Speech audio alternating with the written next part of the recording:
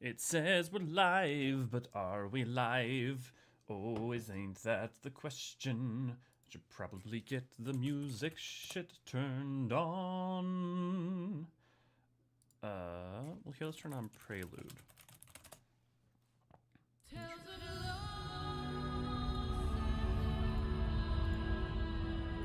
And we are live! Hi, everybody! Let's check all the audio stuff. Let's tell me if I'm a little bit loud. Tell me if any of the stuff's gone a little bit wrong. In the meantime, Ray, good to see you, glad to have ya. Kiko, good to see you, glad to have ya. Perfect timing, I need a break from failing crafting. Oh no. Well, at least this will be fun. Lady, good to see you, glad to have ya. And thank you for the 4 months of membership. Enjoy your emotes. Infinite, like your new icon. Good to see you, glad to have ya. Paladin quest done. Ice cream open. Yep, it's music time. Ooh, what ice cream? Best financial decision I made this year. I wish that was a joke. Well, I appreciate it all the same. Strawberry. I'm not usually a fan, but I hope you enjoy yours.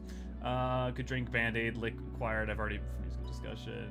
Oh, cool day drinking Band-Aid acquired. I'm ready for music discussion. Clear off a pair of scissors and scrape my finger. Oof. Keep it careful, Kiko. Artemis, good to see you. Glad to have you. Hello, Mr. Elio. Mr. Elio is my father. I'm Miss Fortran. Wait, I feel like that's backwards. I know these feels like eat band-aids. Yeah, 100% shared there. Tracy, good to see, glad to have you. Love the emotes. This is YouTube. We're contractually say like, share, and subscribe. Thank you, Ray. Boop that like button. Boop it now. And if you do it more than once, do it again. Evening, folks. Even Chrissy, good to see, glad to have you. Crepe, good to see, glad to have you. Am I getting it right yet? Am I crepe? Is it crepe? I'm sorry if me butchering your name has become at this point more offensive than humorous. Licked it, does that count? As we all know with Raven, licking it does count. It's very warm in England right now. What's it like for everyone else? I apparently stole your weather, Ray, because it is overcast and dreary here, and I'm loving it. V, good to see, glad to have ya. Lynn, good to see, glad to have ya. Really warm in Northern Ireland. Oh, dude, I love like Northern Ireland's weather usually. Warm here in Central Ontario, but it's not sticky yet. Good, yeah, humid's bad. Also, the amount that y'all in the EU, especially in the UK, don't have like air conditioning units just drives me wild. Okay, you're live, sir. I am indeed. Here in Belgium, we're at the tail end of the heat wave. Glad it's almost over. Good. Audio seems fine. Sounds good. Is the first track on your list, or are you logging into the game? Wouldn't you like to know? Technically, I think the first track is Footfalls, but no, this is not me logging into the game. This is just me putting on the Endwalker Prelude. But since we've done more of us, let me do. Hey, we've been doing this adventure so far. We'll be going through every song in Final Fantasy XIV and trying to figure out where it exists both as a leitmotif and where it exists in the game. Now, finding where it is not always that hard, but finding where it shows up again with certain songs like Orders as Yet Undeciphered or the Garlean Anthem, it's been a lot of fun. So we're going to continue on that. We're going to finish off with Endwalker today. Obviously, once this list is complete, I'm just going to put it out there for any of y'all to comment or edit at will or something. We'll figure that out. But before we do that, I have a surprise for you guys. Although I guess it's not really a surprise for some of you.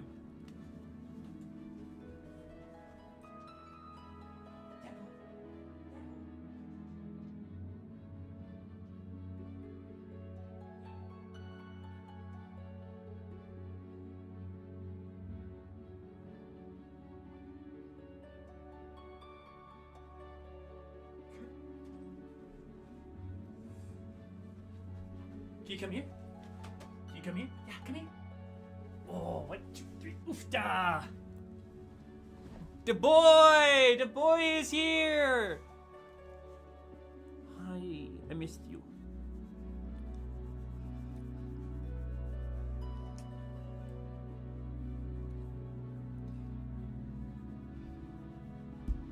Oh, there you go. I'm sorry, I usually have stuff for you, but I don't. Can you get a high five? Thank you. I will get you some stuff later, I promise. Okay. The boy has returned, indeed. Deadpool has moved across the country to finally be with me yet again. I feel like I need to find stuff where I don't like Endwalker Footfalls today. I mean, I feel like you had a cogent point about why you said it didn't work for you. However, I will say that there will be a lot of me explaining how much I love Footfalls and why throughout it, but we'll see, Crip. Maybe I'm here. I am here to listen. I do counterpoint, but I definitely am listening. Okay. shall we begin, my folks? The first song we have is Endwalker Footfalls, so why don't we go ahead and pop that up? And I'm saying, why don't we just go ahead and pull up the trailer? Because, I mean, that basically is the song, right? And also, I know we watched it for a different expansion, or a different thing already, but, I mean, who doesn't want to watch the Endwalker trailer again? Well, maybe Crape doesn't, but... My good sir, you have been outvoted. Ugh.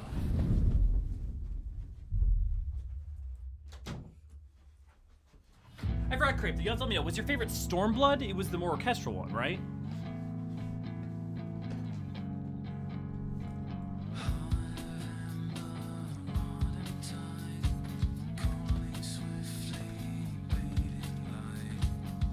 What a way to open the day.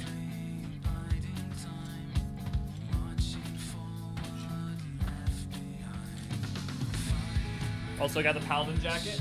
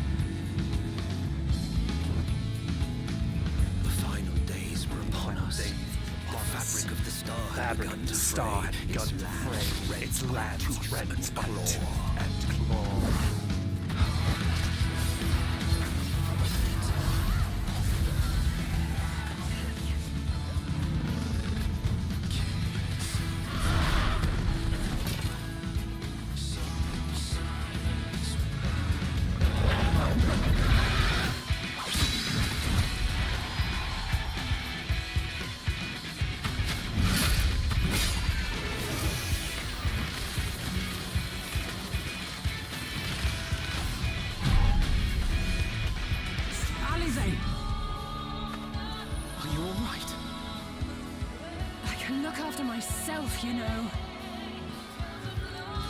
And I've had enough of this rabble. Come on!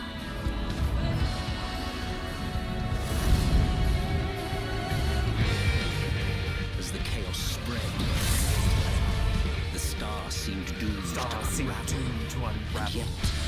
And yet...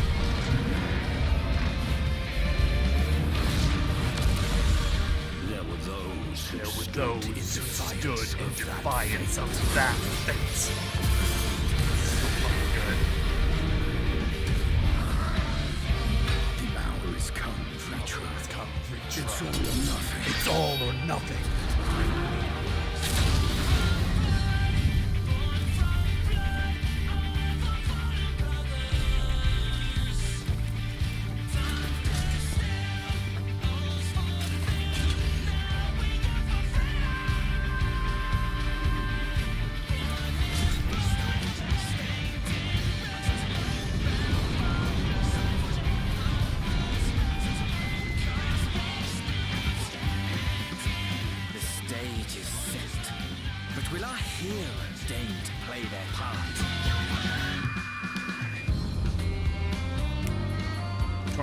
Your time. 'Tis as we feared. The respite afforded this land was but fleeting. The end draweth nigh.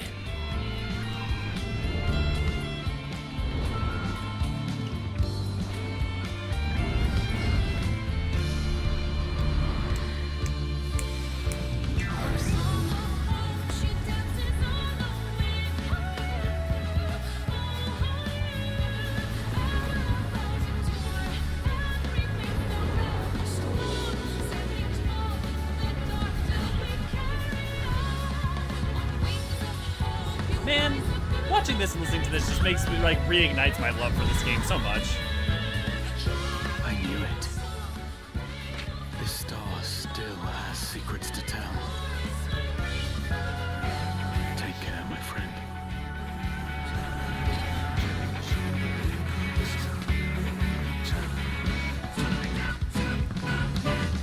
So, Garlean would keep its counsel while the world is lost to ruin? It would. Come what may, we shall live on.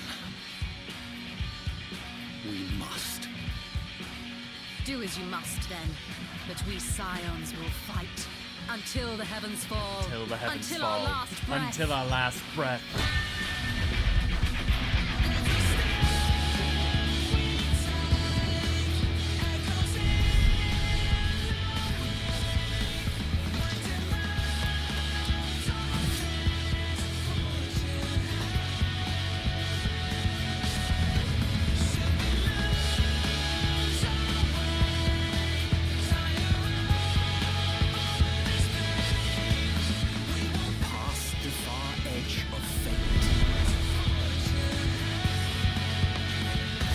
Dude, listen to the background lyrics here.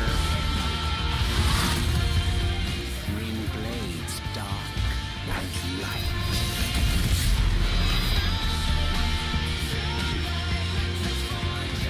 Tolling the coming of the end.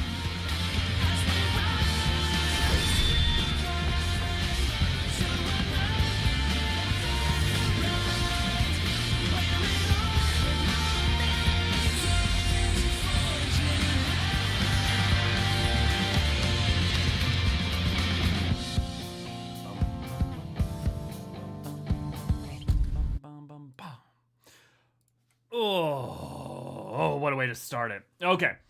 Boy has returned. Yes, the boy has returned. I may argue for his point, but he's always extremely polite about it. I try to be. I think my passion can sometimes be interpreted as dismissal of other people's points, but I definitely am tempted to be. My favorite Shadowbringer is then Stormblood. Yeah, and that makes sense, especially if you think Footfalls is too calm. I guess to me, like the especially with it starts out a little bit calm, but because of the in the same way though that like you have Tomorrow and parts of Tomorrow, right? And Shadowbringers itself isn't just all hard at the whole time. The lead in is like sort of more melancholic and contemplative, but once it gets going, Footfalls, goes hard. But you know what? I want to check something because I just want to see what actually, I don't know that I've ever checked for sure what constitutes Footfalls specifically. Like Footfalls is all of that, right? Or is all of those, or does it omit some of those technically?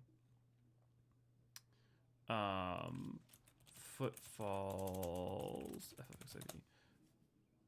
Let's not look at YouTube. Let's look at first soundtrack. Oh, you know what? I was just on a website that'd be a great place. What was it? ffXIV Endwalker OST. Oh, actually, maybe I still have it on. Damn it! No, I deleted it. Not Apple.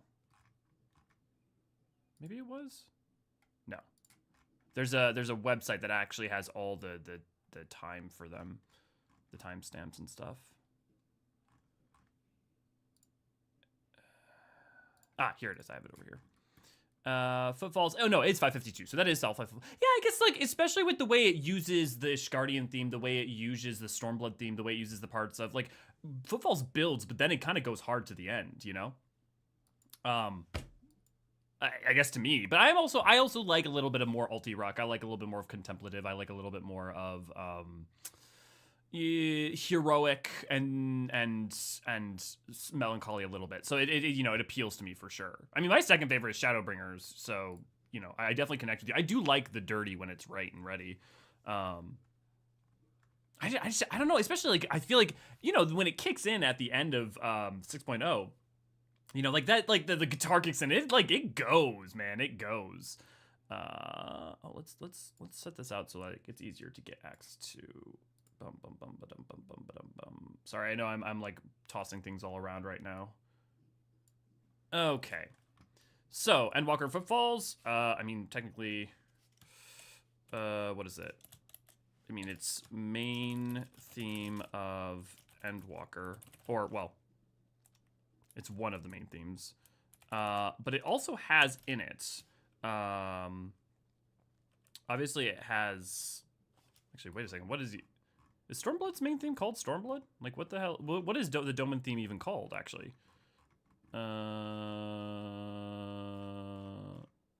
mean, it has Heaven's Word, obviously. What is the Doman theme? Storm of Blood. I'm assuming it's Storm of Blood.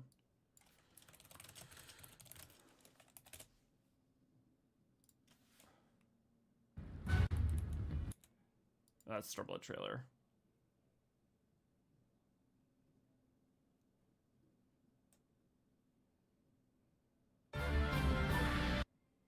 No, that's boss theme. Oh, I didn't type in this OST. Chino Kaze. Oh, okay, it is the.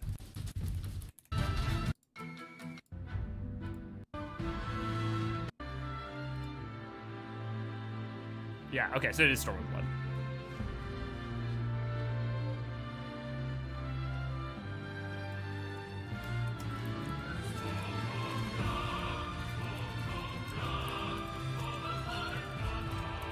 Stormblood and Shadowbringers. I do love that they gave it actual lyrics in the Footfalls version. Shadowbringers, Torn from the Heavens is in there.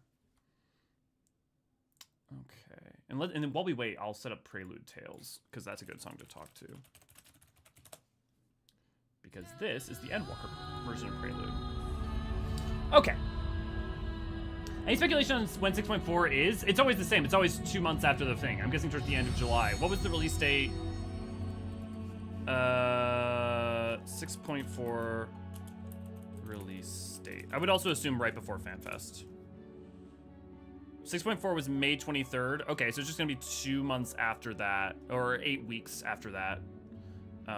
So that's gonna be you're talking about 3rd week of May, probably, or 3rd week of July would be most likely where it would be, which would make sense. They would release it then, right before FanFest, right? Not on FanFest. It could play different out, but usually that's what, because the half patch is always halfway between the patch, and the patch is always 4 months, or 4 months. I mean, there's a little bit, there can be a week or two, little bit of a schwib in there, but I think it's usually about a month after the main patch. No, 2 months. Yeah, 6 weeks before the extended schedule, so I'm thinking 2 months. Yeah, ready for it, ready. Yeah, that's the Nautilus. Forge ahead. I love the trailer though. You do? Okay, so interesting. So we at least agree on that. So Crip, do you find that like once the Dragon Song stuff comes in, right, and the all the other stuff, is it good? Is it just the beginning?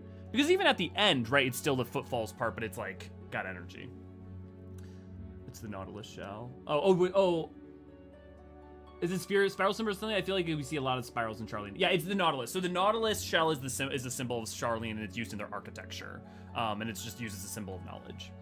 Ideal song for blasting from a car stereo on your way home from work, definitely. It's the Nautilus shell. I love how they expanded the two-toned echoes tumbling through time from Shadowbringers with tumbling down to the Never. Yeah. Zodiark symbols a scroll. Yep. Lasagna acquired. Congratulations. Gale, good to see you. Glad to have you.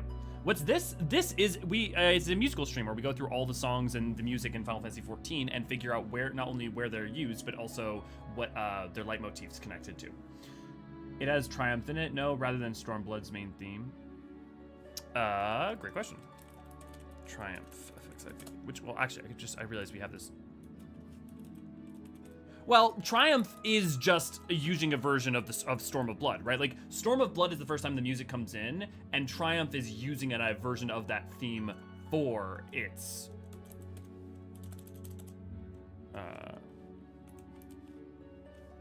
yeah, it's the Othardian theme mixed with the Almegan theme. But maybe you're right. Maybe there is a difference between the two. I'll note that for now. Not Stormblood. Storm of Blood. I'm gonna do an asterisk. Triumph, because it does sound the same, but like I need to figure out what the derivations exactly are between go back through Storm of Blood. So like how To the Edge has Emerald's theme mixed in it? Exactly, Gale. So like if we go to the Edge, well, it's not even mixed in. It just is beneath Dark Waters. Or Neath Dark Waters. And mixed with Who Brings it. Well, I guess there's Who Brings the Shadow in it too. Fair enough. But yeah, exactly that. Or how the tribal songs are used in interesting ways, or how the Garlean, the Penitus, you know, the one that everyone makes fun of me for loving, but the Penitus, the song from doing the Praetorium, shows up in 2 different places. It shows up in A Land Long Dead and A Love You Shall Find. Oh, did I not? How did I do this but not have it labeled with Penitus? Did I get rid of it or something? Or did someone...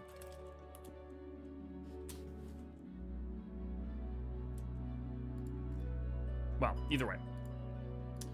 Okay. So, I mean, this is just, Prelude Tales is just, you know, Endwalker, start screen, music, and then it is just Prelude as far as I can tell. Well, it also technically has footfalls in it, right? Because it opens with footfalls. Oh.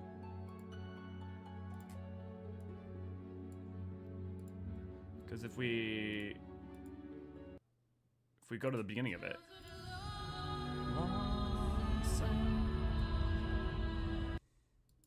So cool. Okay, so that Prelude and footfalls. Okay, then we've got Eorzean, so that's gonna be Charlian Day. You normally use Spotify for this, but obviously Spotify does not have most of the Endwalker songs up right now. So instead I'm gonna use the lovely members of our community who have taken the music for this game and put it up. We got people like UV, the Bard. And, okay. Technically speaking, flow is not until later on the track list, but I am just going to label the Eorzean as flow and use flow as the, because it's so fundamental. Charlian Day, and then it's just flow. Speaking of To the Edge and Neath Waters, oh wait, too early. Yes, but yes, Anabasio's Infinite, yeah. Or how to measure his or his reasons everywhere in Stormblood. Yeah, oh my god, really though, right, Creeper? Or how, an order as yet undeciphered is everywhere. If there has to be the one place for angry dragon stuff, I think it's called Vengeance, Wrath of the Horde or something.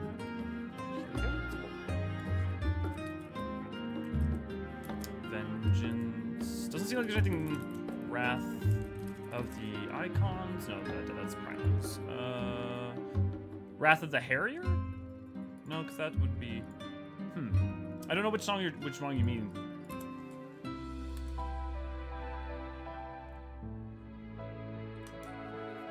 Revenge of the Horde. Okay. Yeah, Nidhogg Phase 3 one. Ah, yes. Okay, yep. I do know the one you're talking about now. That is a good one for sure. God, I love the Eorzean, the day theme of. Jumping in, weigh you down. If you meet a soul rising surface ways, with your unmating heart, wish them well. So, like, if you can't hear the flow in there, it's just straight up is flow. Kind of, and you can even hear Hydaelyn for a second here.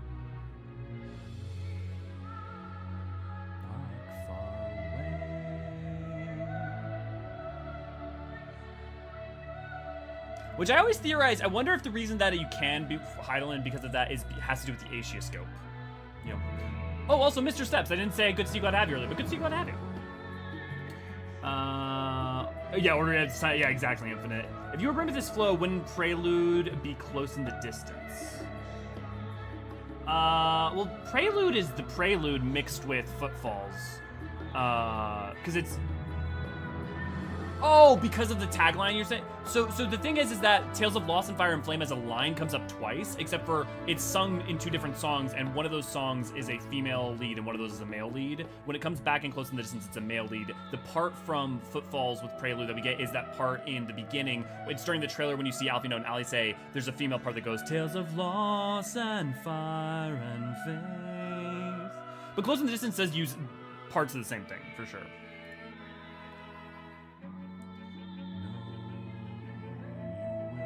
Okay, look, I know not to be self-aggrandizing here or anything, but I cannot recommend, if you haven't, go watch our lyrical lore on Flow, like, if you want to cry, because, not for anything that I did, but just because the lyrics of Flow are so truly beautiful.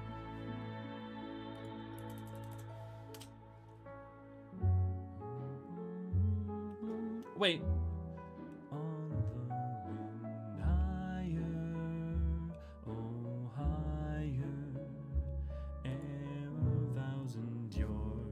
Okay, so there is still Footfalls here as well.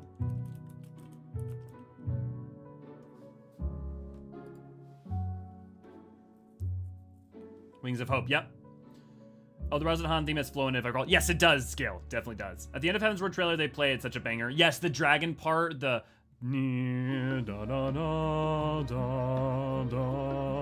Yeah, it really is, and I love when it comes back. Also, actually, I want to point this out because if you ever watch, I did a lyrical lore for the trailer of Endwalker before Endwalker came out, but in the Endwalker trailer, the dragon's lines from that song are not the same as Heaven's Word, and if the difference is, it's talking about fighting for home, and basically instead of being two sides at war, it's the Ishgardian side and the dragon side speaking about defending home, and it's so good. It's so good, guys. They changed the lyrics just ever so slightly in the dragon tongue, and it changes the meaning completely. Okay, spoken without end.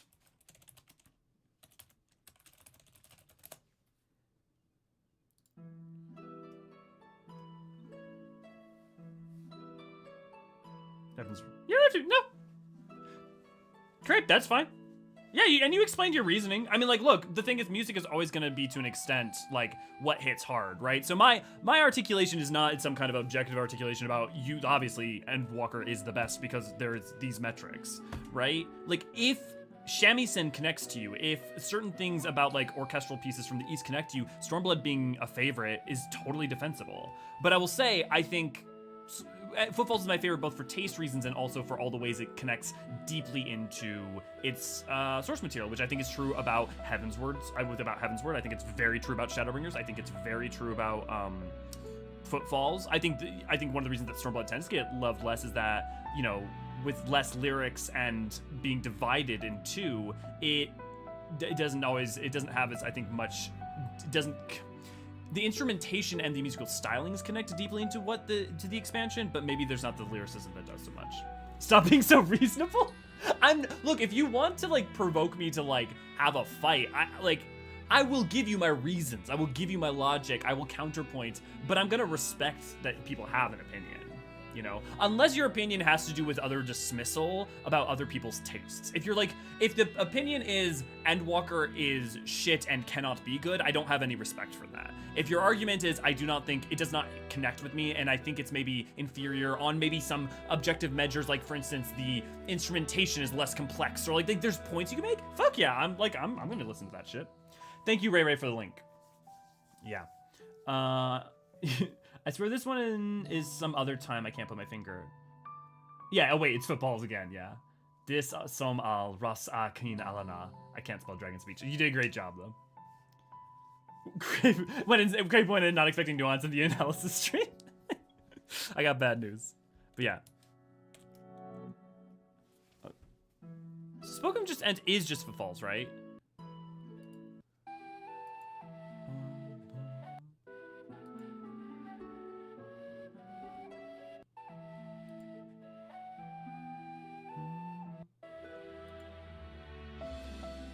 Heart of amber, wrought in time, cooling swiftly, bleeding light, smoldering softly, biding time. I only hear Footfalls. Let me know if anyone else hears anything. Technically, what is spoken as and defined as in terms of what its musical moments? It's kind of like contemplative Endwalker. Contemplative moments. Also, know that I am famous for not having autocorrect on, and I will typo to all high hell. We'll finish it later. Spoken without end, and that is Footfalls.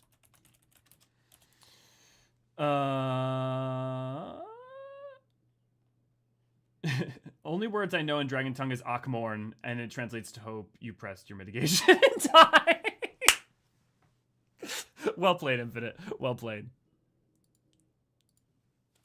The Day Will Come. So The Day Will Come is from Final Fantasy V, if I'm not mistaken.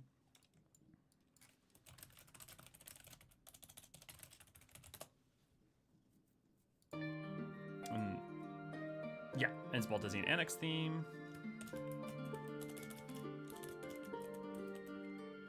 I just realized you could refer, if you use the, like, first letters of the name, you could be referring to the Baldesion Arsenal or Baldesion Annex, and no one would know. Okay, no, I spelled it right.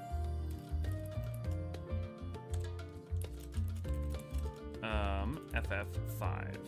It's still called The Day Will Come. I'm so used to the Japanese name. ffXIV. For those who don't know the song, why don't we... Yeah, The Day Will Come. It's a much more, like, slightly more somber song in 5.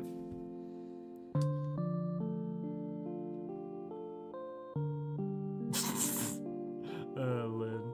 The MSQ for Endwalker was such a hard miss for me. Looking back, I know why. The themes it works on are on something I have explored so completely that nothing could do to make interest me. It's interesting you say that, Gale, because those it hit so completely, but those are all themes that I've explored not only in my own life constantly and contended with, but also explored in other fiction. But I think the thing is, it's a beautiful execution of that and a narrative that focuses on representing dealings with existential dread from a myriad of different perspectives, and rather than providing some sort of singular answer, it provides context. And I think, like, the fact that it can go to lengths to do that while also focusing on the human condition in other broad ways, to me, and that being such a wild success throughout Endwalker, is why I favor it, not because it's of its novelty. It's not that the answer you discover is that life has meaning because it's just the journey's worth it, is like in and of itself novel, but its execution on getting there via your companions' perspectives, via the people you meet's perspectives, not only through this expansion but prior expansions, and then bringing that to a head with something like a moment's like Close in the Distance, and like that idea of us getting through it together. And it's not the novelty of the notion, and I think most of the time novelty of notion is actually really not that, doesn't matter that much. What matters is execution. Yeah. I'll admit that with the Eorzean parent made me cry. Yeah. And again, I know what I'm doing as per usual. It's like, you said an opinion, and now I'm telling you why I don't think that opinion is correct. But I don't mean that to say me telling you this will magically make you enjoy it. But like, I do, especially with Endwalker, I think I go to bat for it pretty hard because of the way in which I found deep catharsis in it, not for its novelty, but for its execution. Okay, the Nautilus knoweth. This is actually going to be pretty easy because I know a lot of these songs really well, and also, like Shadowbringers, it's, a lot of the same themes on repeat.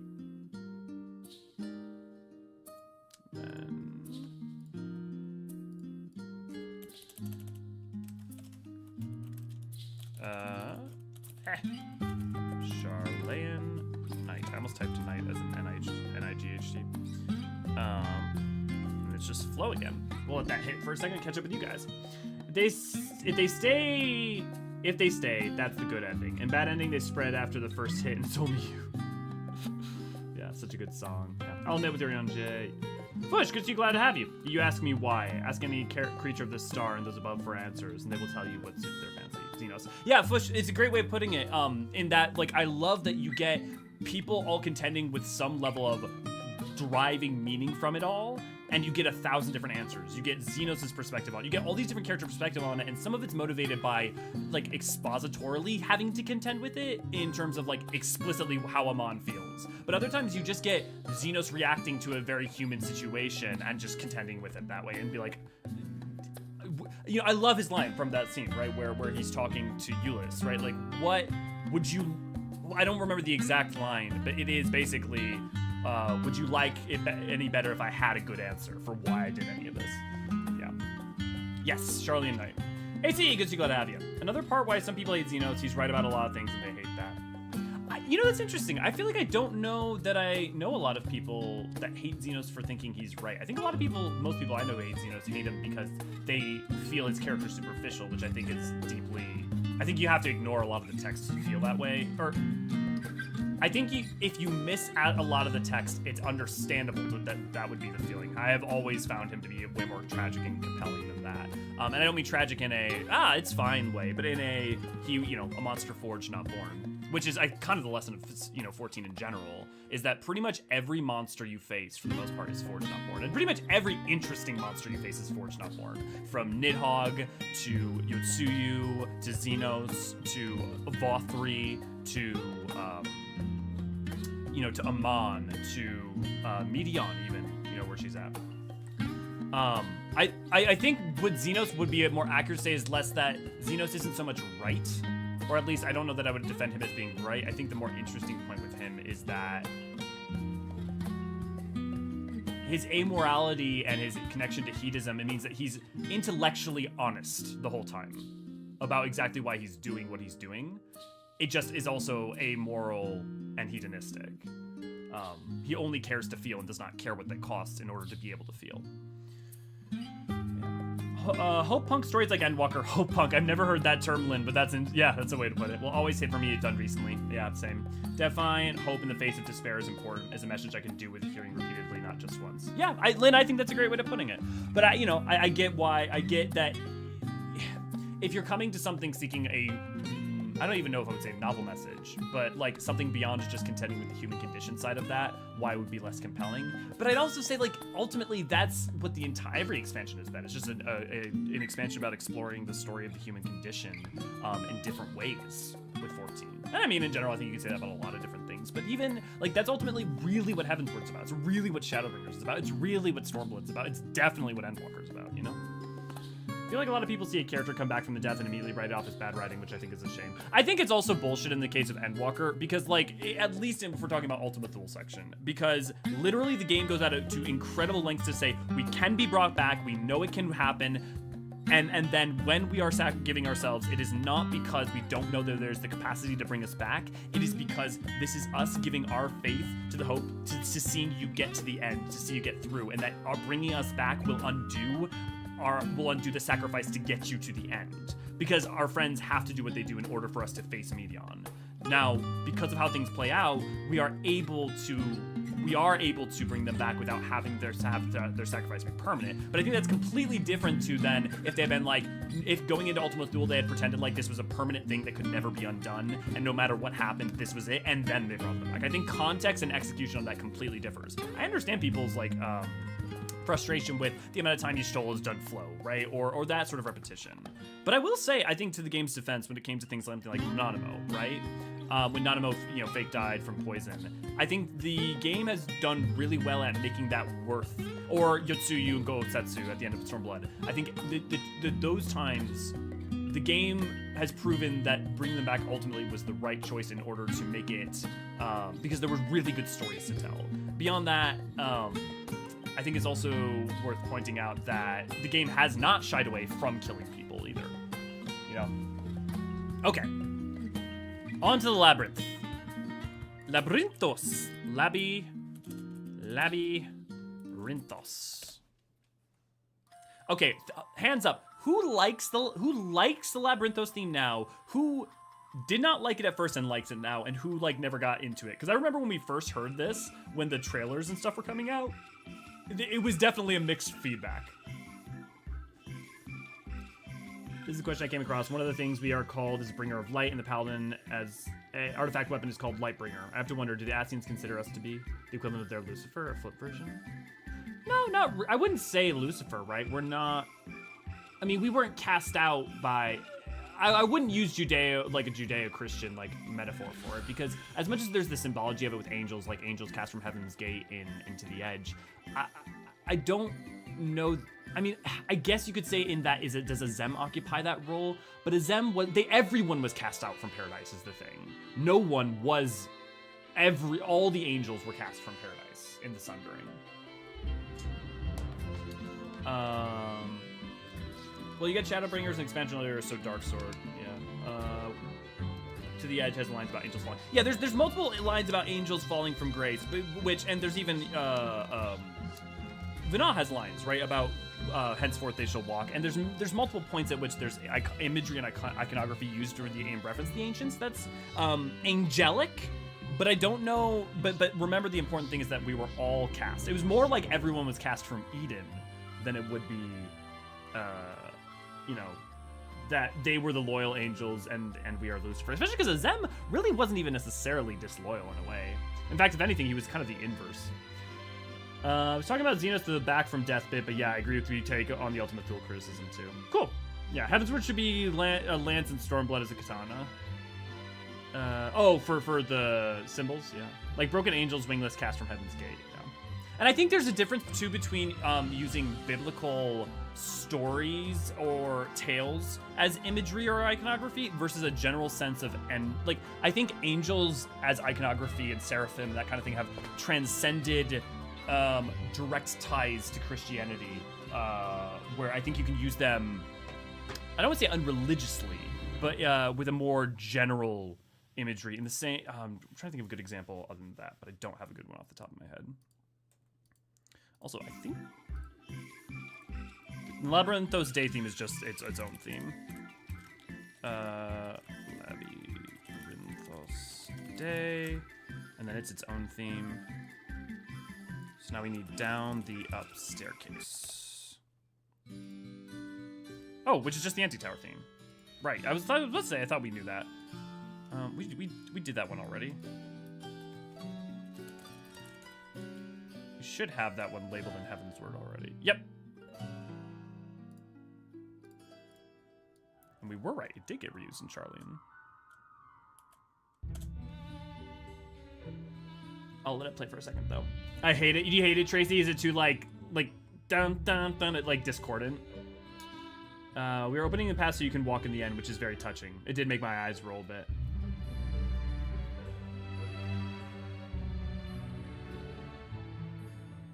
Yeah, I guess to me to me it earned that, but you know, to each their own. I also don't, sincerity, like earnestness and sincerity don't tend to bug me, and I also I mean, like, I still to this day remember I've had multiple of my lyrical lores, like the biggest negative comments I get usually are people commenting about it being cringe, how earnestly I'm taking it, or how like sincerely, or the fact that I have emotion in my voice when I'm doing them, which I always found strange.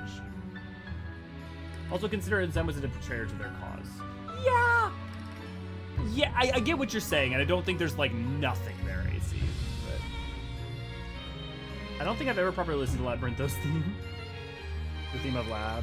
It's very pixie-like. Yeah, it's very like the kind of like discordant. I swear, it sounds like the type of music you hear from speakers in Botanic Park. It sounds incredibly fake until violin hits. Which, I mean, to be fair, Infinite, what you just described, I feel like is the exact vibe they're going for, right? Sounds like a type of music you hear in Botanic Park. That's basically what Labyrinthos is. And it sounds incredibly fake until the violin hits. With that, like, it's a synthetic world. It's a synthetic map, a synthetic place with some organic in it, you know? So, definitely, I think that description of it is apt, and I think probably exactly what they would have wanted. Unbowed, ffXIV. Wait a second, hasn't that shown up before? Or? No, it's just that's the theme from fight theme from Endwalker. Oh, I love the Endwalker fight theme.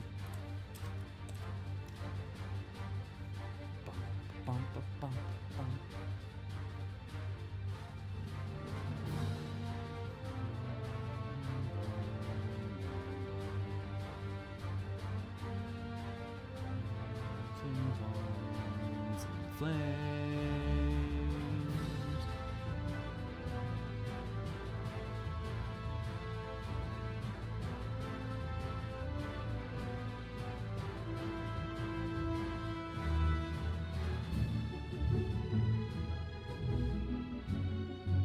Is it just, it's footfalls in there, right? Or am I just imagining it?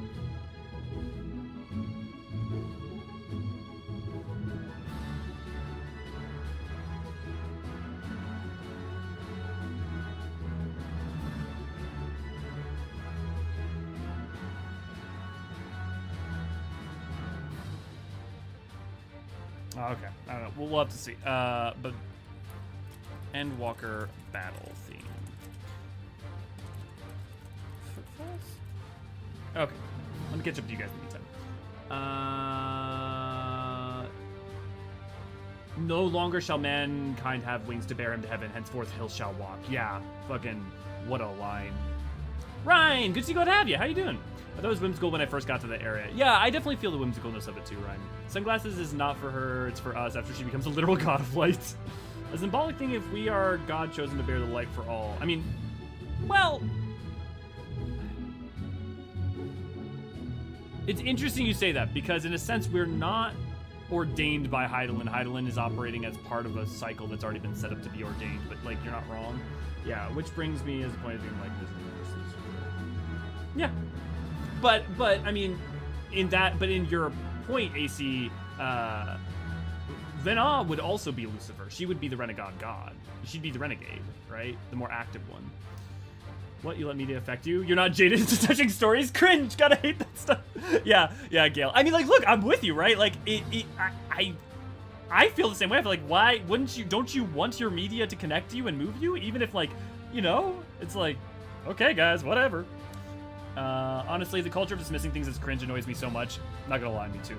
People are allowed to enjoy their silly little things that don't hurt anyone. Yeah, it's like, let people enjoy the things they love. And also, like, you don't have to be moved by it. And I also get, it can be uncomfortable if someone is, like, really feeling very emotional in front of you about something and you just don't connect with it and you don't know how to, like, reciprocate. That's gonna be uncomfortable, I get that. But it's like, but telling someone they're being cringe, that's not that. That's... I have a suspicion that more often than not, it comes from a place of you don't feel earnestly towards that thing or know how to express an earnest feeling of appreciation or love for something you do like. And so making other people feel bad for not liking their thing is easier than letting yourself be vulnerable and enjoying your own thing. I don't know that that's true for everyone. I think some people just want to watch things burn, but I do think that there's definitely a big part of that. Okay, Dreams of Man. Oh, that's Labyrinthos night.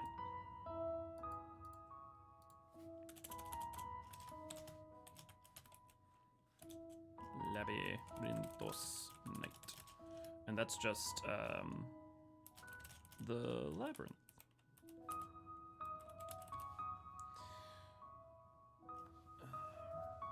Yeah, I like when music perfectly describes the location with its vibe. Yeah, Infinite. I think we've talked about that multiple points through this, but I would rather a song not be my, like, a song that I love, but match a map. So, like, there are some songs in parts of Stormblood and Heavensward, I'd say in particular, that, like, their musical themes are not my favorites, but I think they are perfect for their locations, and I wouldn't want them to be different. Sounds better at night, Tracy? Interesting, yeah. All the horns and triumph, how appropriate for the Warrior of Light. Yeah. Doing. Now the strings and plucking notes, yeah.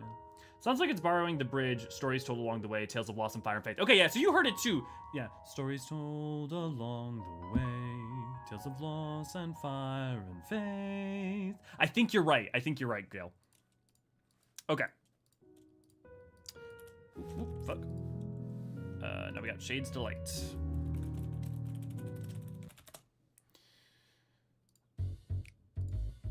Oh. Wait, did this really...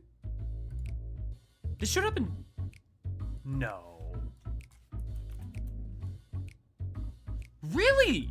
I thought this was way older than that.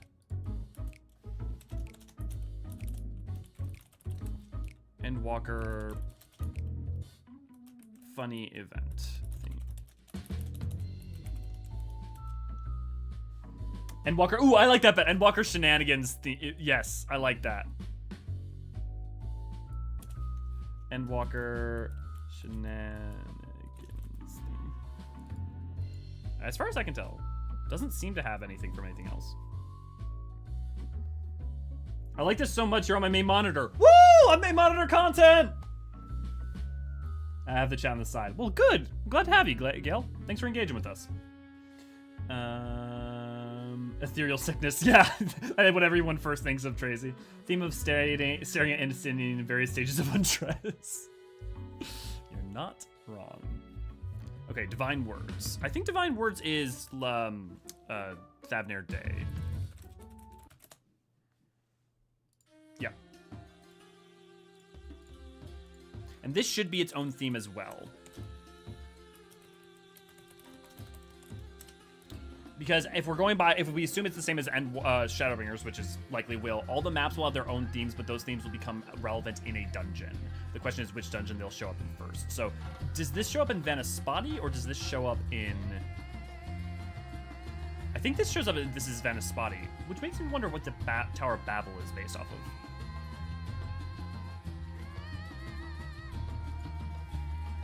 of. Oh. Like, not one of my absolute favorite songs in the game, clearly, but like, it's so good for this map.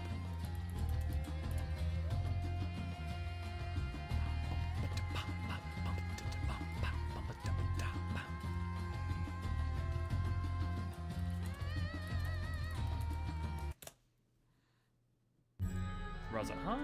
And then this is just flow. There may be, I wonder if, we should actually listen for a bit. There may be something else though. I always forget, I almost missed the D.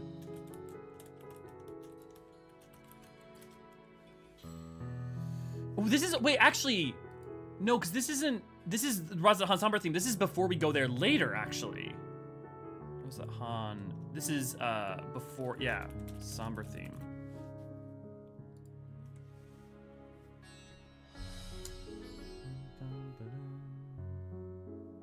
Tower of Zot come from 4? Ooh, Artemis, that's a good, we're gonna look for that, because that's probably what it does. Good call. Been pretty rough to say the least. I'm sorry, man. Mom got an infection that spread to her official knee. They took the knee out and put an antibiotic spacer in place and pick line for me to administer the antibiotic. Meds oh, that's, dude, having to care constantly. Oh, man, Ryan. My empathy to you, man. Play for Orphan Streams. I totally get that, man. Like, there have been times where I haven't been feeling super 14 lately either, which can be hard.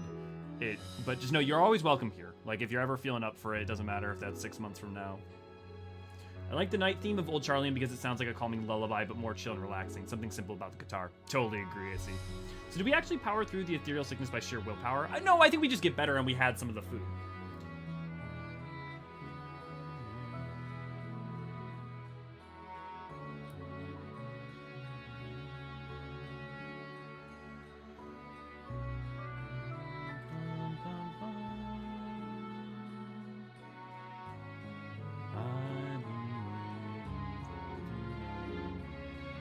Yep, okay, this flow. Cool. And it's just a slowed down version of the normal theme, it seems like. Still hits us pretty bad, but we better get better after drinking something. Yeah. The moment I type it, my internet goes down. No worries, Gil. Oh, yeah, no worries, Ryan. And also, like, you're always welcome to, like, be around if you just want to, like, listen, but I know that can also be, you know, if you're not engaging isn't fun. And it's hard, guys. Life's hard. And it's hard when you're feeling down, but you want to, like, connect, but also that sounds draining. I think many of us have been there, so.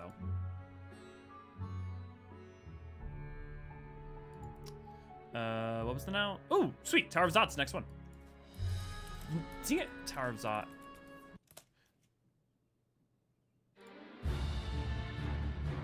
Oh, this is from 4. This is 100% from 4.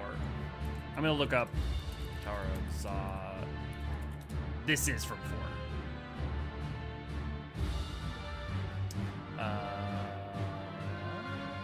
Let's try fandom. A lot of times they'll have like the music and then they'll have a note on the music.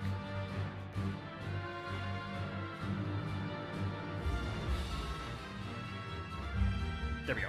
Tower of Zot, a rearrangement of the themes from, yeah. Time and Dojix, possible. I'm about to say, I think there might be even multiple themes.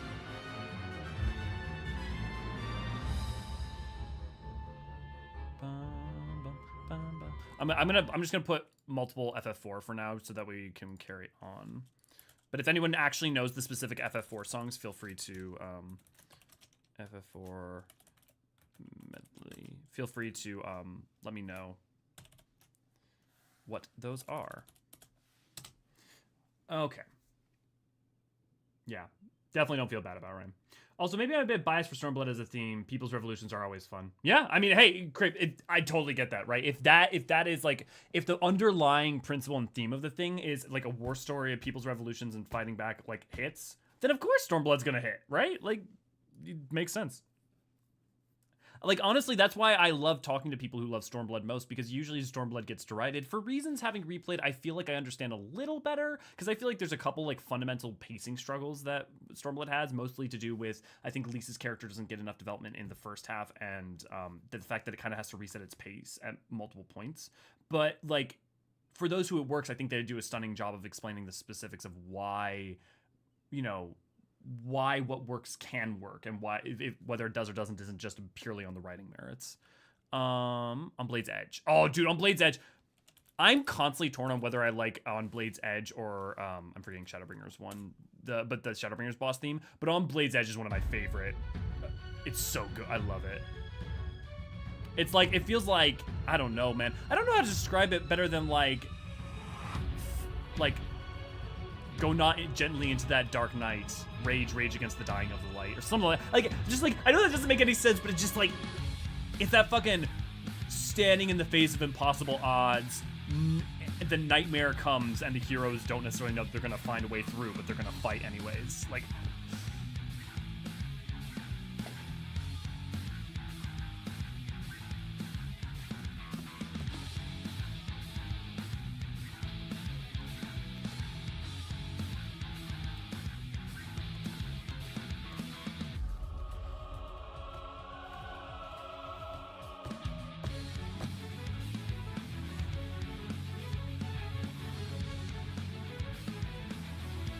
and then it is footfalls, if I'm not mistaken.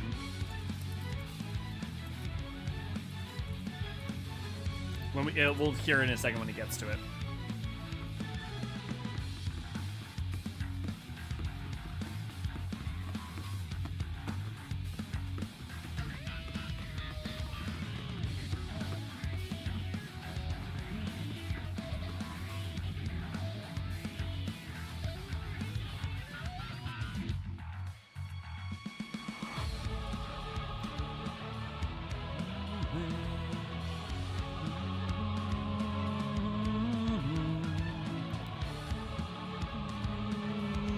Afraid to forge ahead.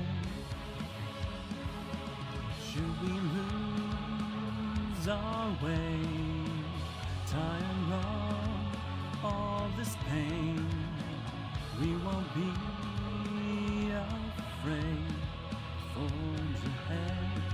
Yeah. Okay. Yep. I think that's just because it just repeats from here. Yeah. So I think that's it. Sweet. Oh, love it, love it, love it, love it. Great boss theme. And I will respond to you guys in a second. I'm going to try to see if I can find a song where we can more listen to it for a moment. Prayers repeated. Prayers repeated. I feel like I know this one, but why don't I know it from name?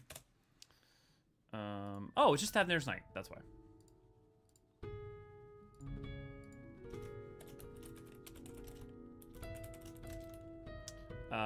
Divine, what was it? Divine Word? Divine Words. Okay. I see the pacing issue with Stormblood, yeah, but I don't really see the issue people have with Lease. Really love the character, some small issues with their arc, though. Yeah, so, Crepe, I would say the thing playing through a second time, I think first time there's enough. The second time through, I think the problem is just she doesn't get enough to do that forwards her agency or characterization in the first half, because you only effectively are meeting her right after the end of, what, 3.55? 3.5? 3.55 really.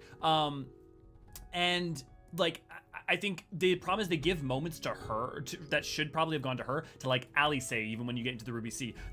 Some of the first moments I think she really gets to shine are certain moments in the step and some of the moments afterwards. And so she works well enough for me. Don't get me wrong. And I think like it's variable, but I think so if she had been given a stronger amount of like characterization that people liked rather than because she has to grow into her role, right? And that's part of her story, which is a good story to tell. But because she's growing into her role in the first half, especially in the Garabanian stuff, I think some people get annoyed at her being the like wanting to take action, right? Because like her story is her having to learn to not take action, understanding when to take action that just fighting back can hurt her people, you know.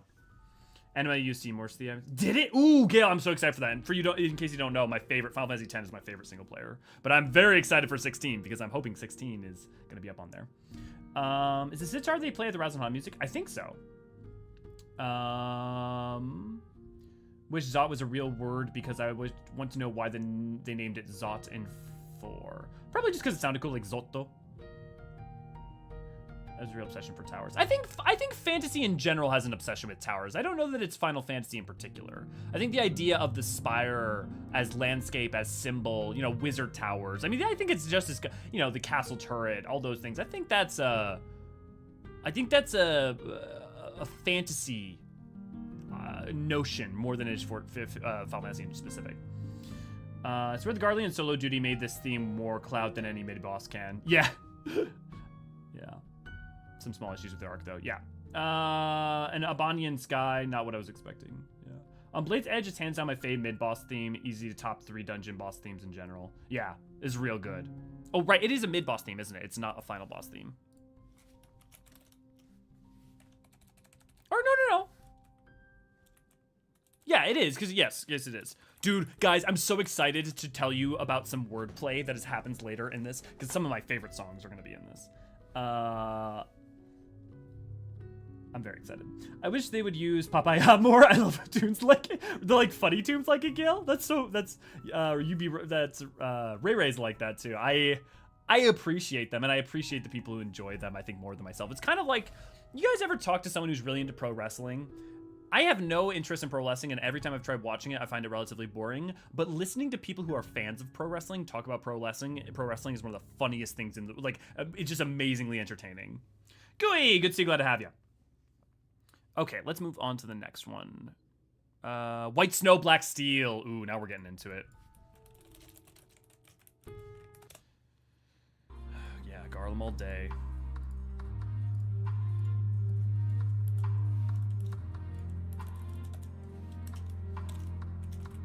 Garlemald. Is there any of the Garlean anthem in it or anything? If anyone knows, I'll listen for it. Is chair dancing? It's got some fun. Or all doing all the songs even up to the latest patch. We're gonna see, Gale. I have rating in a couple hours, so we may have to end early, but we're definitely going to at minimum 6.0. And if we have to do maybe a second to last stream, another stream, we potentially can. Oh, well, we can't next week because I'll be doing 16, but we'll see. They put a lot of Pulse remixes in Eureka Orthos for some reason, although I'm not opposed to that. Green music gives passive boost to DPS. What's interesting is some of those are primal. They're either primal versions or they're from official soundtracks. And I think it was just them using some of that music. I guess it kind of makes sense with Allag and late Allegan architecture and tech. Yeah. Did Anima have an original theme in 10 or even Magus Sisters been forever since I don't remember? They have music that they use around him, but he kind of more like the Hymn of the Faith and Anima used Seymour's theme. Yeah, I would Seymour's theme, and then Anima also has their own Hymn of the Faith. Might interest you to know if so they believe they use the Pulse remixes of several Stormblood primals. Yes. Yeah. Final boss theme is unsurprisingly Finality. It's a good choice. Okay, yeah, I see that her arc isn't perfect, but also I feel like most people who don't like her portray those issues worse than they actually are. 100% agree. Reminds me a bit of the treatment of Skylar and Breaking Bad. Yeah, I totally agree. Absolutely. For me, I like to feel like I can viscerally communicate why I have a problem with something or why I can understand that someone might find something weak. For instance, what happened with with why some people don't like Xenos. But that doesn't change where I see the strength, and just something being slightly flawed doesn't mean it's bad. The other problem that she has going up against her is she leaves post Stormblood, so after you get to know her, she's kind of gone, as opposed to many other characters like Graha, who you get close to all throughout, not only ignoring Crystal Tower throughout Shadowbringers and then as part of the crew, right? By the time you effectively meet Lise at 3.55, she's only there for an expansion. And she has to also carry a lot of that weight. Whereas even Alice, has had 3.4, and there's no 3.x patch that really gives Lise a moment to really shine, which is one of its big struggles. Or one of the things that I think is hard. I also think it's because Stormblood gets compared against Heaven's Word, which is trying to do much less, and it's trying to do a very traditional story in a much smaller field, and then against Shadowbringers, which is just a rousing successive execution that became a baseline, but is crazy. Garlemald was harrowing. I hated it. I mean, I agree it was harrowing. I adore it, but I adore it because it makes me feel as I feel like I'm supposed to, that it communicates exactly the nightmare of what that situation is, the humanity of that situation, the complicated feelings, what it means, that it is a struggle. Yeah. I hate it, but I hate it only in so much as it's heartbreaking and all that. As a piece of, as a text, I think I love it. And it has, and it has beautiful moments. It has some of the best moments in Endwalker to me, with it's little things, right? And that being the final, the moment after all Euless has gone through, for a moment he can break and effectively give in to hope. Help, I need the P10S song out of my head. You can listen to this music here with us, Gooey. Yeah, pro wrestling is one of those not for me, but I love watching y'all nerd out about things. Totally agree, Lynn. Sounds like the song on the radio. Is it though? Because that is the Garlean anthem. I'm gonna say Garlean anthem ? And then asterisk it, and then we will move on to those we can yet save.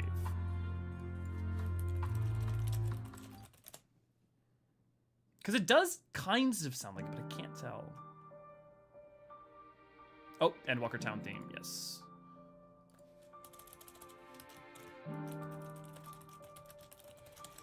Heart of Ember on time, cooling swiftly, bleeding light. It's footfalls again.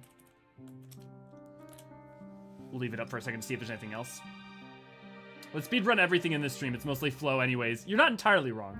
It's flow or footfalls, but again, it's like it's everything's tomorrow and tomorrow or Shadowbringers, right? And Shadowbringers. Shimkin Nuggies. Raven, good to see you, glad to have you. I rather enjoyed Garlemald, depressing and bombed as it is. It's so modern post-war Fallout. Yeah, and I think the thing is that Garlemald's so much about all that same human condition and about striving to find purpose. You know, I feel like it ties in very deeply to the primary themes that the rest of Endwalker is dealing with. Made me uncomfortable, super icky, yeah. But that's good storytelling, I suppose. Yeah, I mean, that's how I'd frame it, right? The same way that, like, Gale, when I first saw the Tesleen scene in Shadowbringers, I had to stop playing for a day because it upset me so much. But I wasn't upset at the game for that. I want my stuff to make me feel, right? Like we were talking about earlier. And so to me, I have no problem with feeling hard feelings. Like I'll let myself feel those hard feelings because I want something to be meaningful. I want something to connect in that way. Loop, good to see you, glad to have you. Yeah. I have to ask, did Xenos violate us with the soul swap, technically? It depends on what you mean by violate us. I mean, yeah. I think if someone takes over your body, takes over your own physical form and your sense of self and control, like, yeah, that is a violation. That is a violation of autonomy of self, of, you know.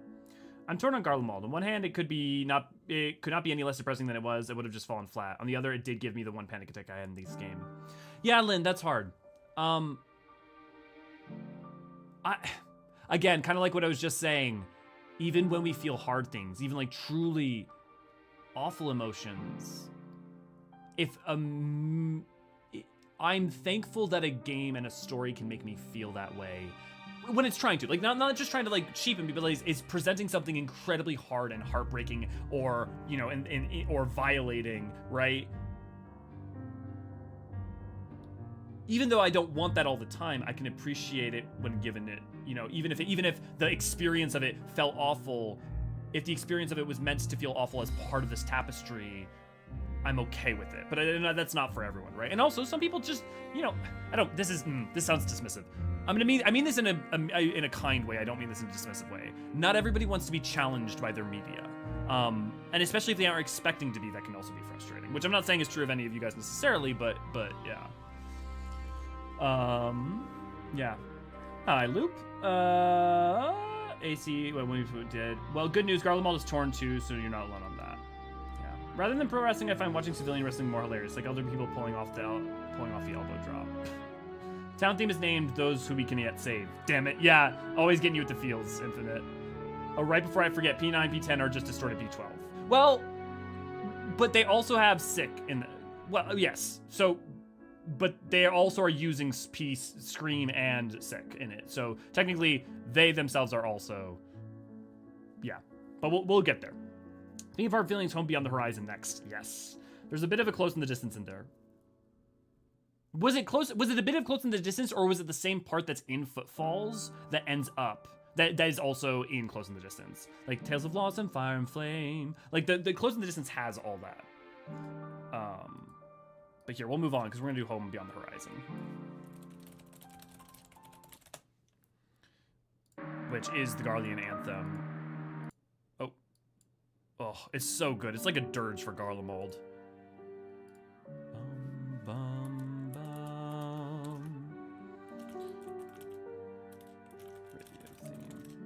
bum. What is it? Garlean anthem has a different name. What is it?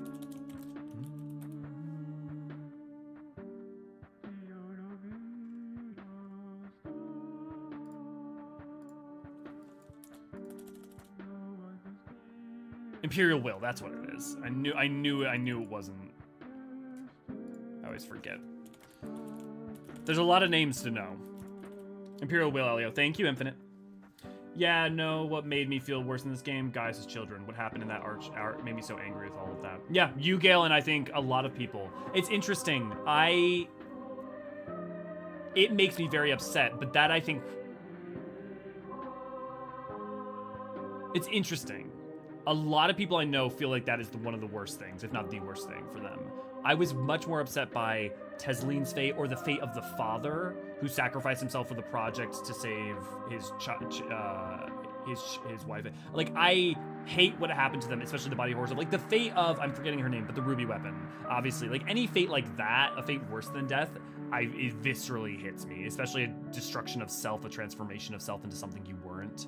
But, like, you know, what happened to Khal Zal breaks my heart in some ways as much.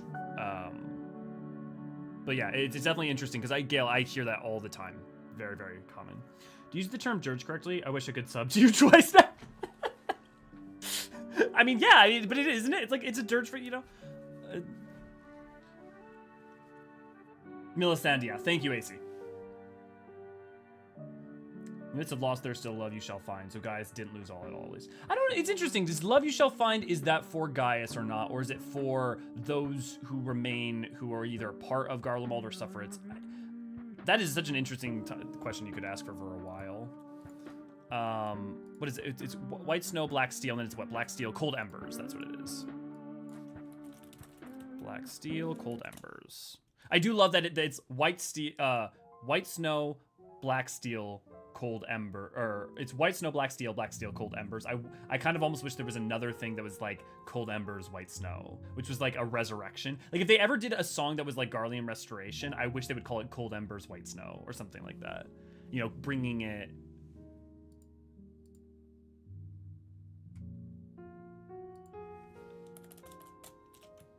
Okay. Garlemald Knight, and this is just white snow, black steel. Okay. Oh, it's such a sad song. Dirge, broadly speaking, means a mournful song, so I'd say it applies here. Yeah, and also, like, kind of like Requiem. I mean, dirges don't have to be, I guess, but it depends on who you ask. But a dirge for the death of Garlemald, its fate, it is gone. It's been lost. It is. You know, the mourning of this, it is this solemn reminder, it is of what was and what is lost, and yeah.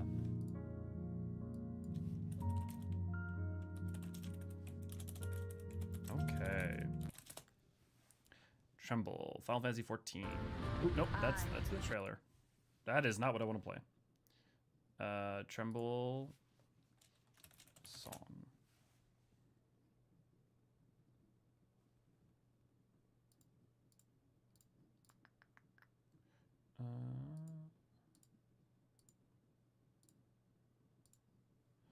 Okie dokie doke.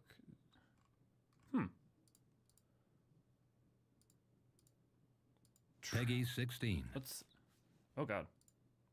What is even playing? The fuck is playing? Okay, that was weird. Tremble, ffXIV.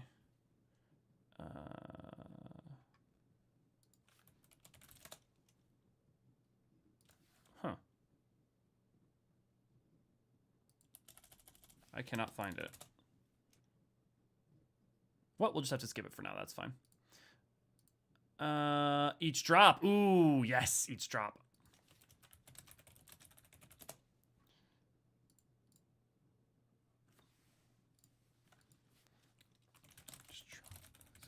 Here, I'm worried about the audio balancing. I'm just gonna keep using UV for now. For you don't know, this is basically just flow, but without the lyrics. Because it's one of the lines from each drop of blessing from heavens above is one of the lines from Flow.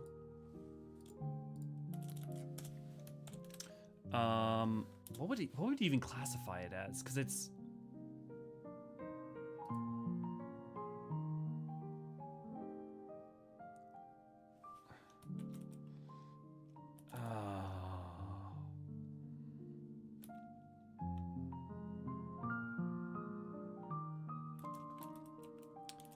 I don't even know what I want to necessarily frame it as.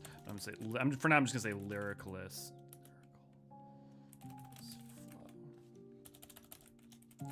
Okay.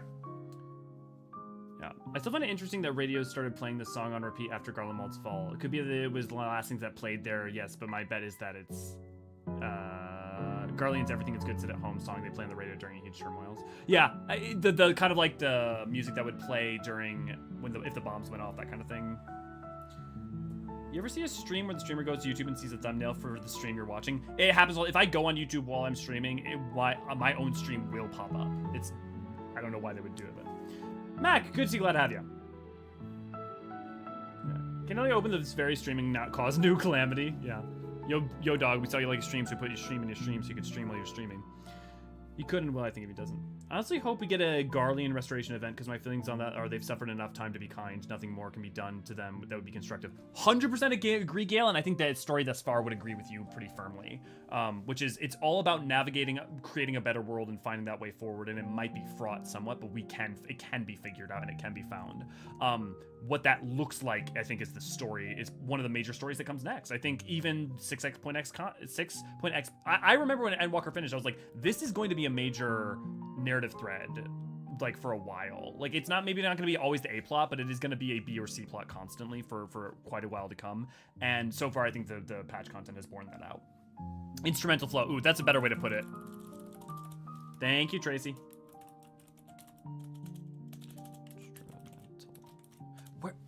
What is, like, it's not sad moments, it's,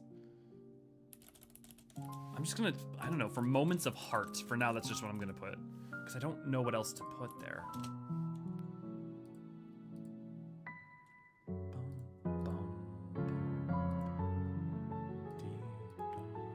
Far away, I have heard your voice, weighed your every choice, now our hands circle round the meaning soft. I'll catch your tears. I'll say, I remember the first time I played Endwalker, I liked Flow. I liked Flow a lot. I really did. But I didn't, once I sat with its lyrics, because I usually like pay close attention to the lyrics, but I just didn't catch all of them during Flow. And I realized what Flow was. This beautiful piece of, you know, a mother goddess unable to take away all our suffering and our pain, but promising us that our sacrifices, that our struggles were worth it. They had value. And though now our time comes to an end and we return to the ethereal sea, what we did mattered, a new life will come forth, and we have made the world better to allow for them. And that, you know, as our soul may descend forevermore down into the waters of the ethereal sea, we can greet one that rises surface way to take new life. And that she is there and she cares and she is telling us that it is all right, that there is some comfort to be found, that even though this is the end of our journey, she is there and she, you know, and she loves us. You know, it's genuinely, very beautiful, especially in an expansion that's about what this is about.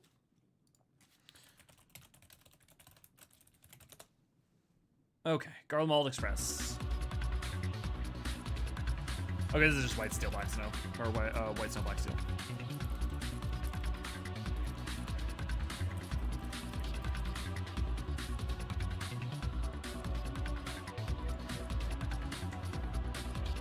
Oh, hi, Deadpool. Everything good? Hi, was the door closed and you were upset? Oh, yeah. Oh, did you go outside? You're a little wet.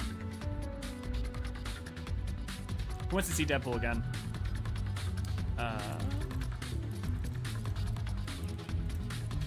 Hey, buddy, you want to come up? You want to say hi to the people?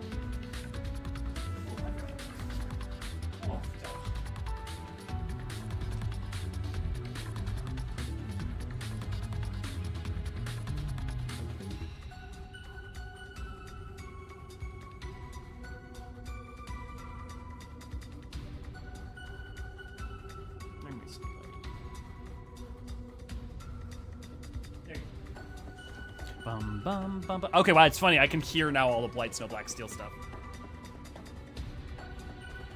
It's Hydaelyn's lullaby for the dead in the ethereal sea. Yeah, exactly. Reflection moments. Yeah, reflection moments is a good way to put it. Reflection moments would also be a good way to put it. Reflection moments. For in the short term, we'll just put whatever works. AR doesn't need a restoration project because Louis Swag got that covered for us. You help restore Garlemald. It plays helpful cutscene. You get MSQ roulette, duty pop, and go to Slaughtermore. I mean, like the first 5 years of the during the 7th Umbral era those 5 years are kind of the Eorzean restoration project, effectively. Okay. Now we got finality.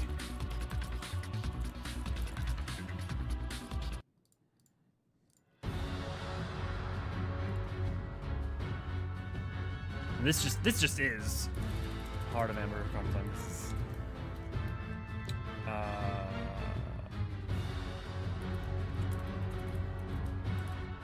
final.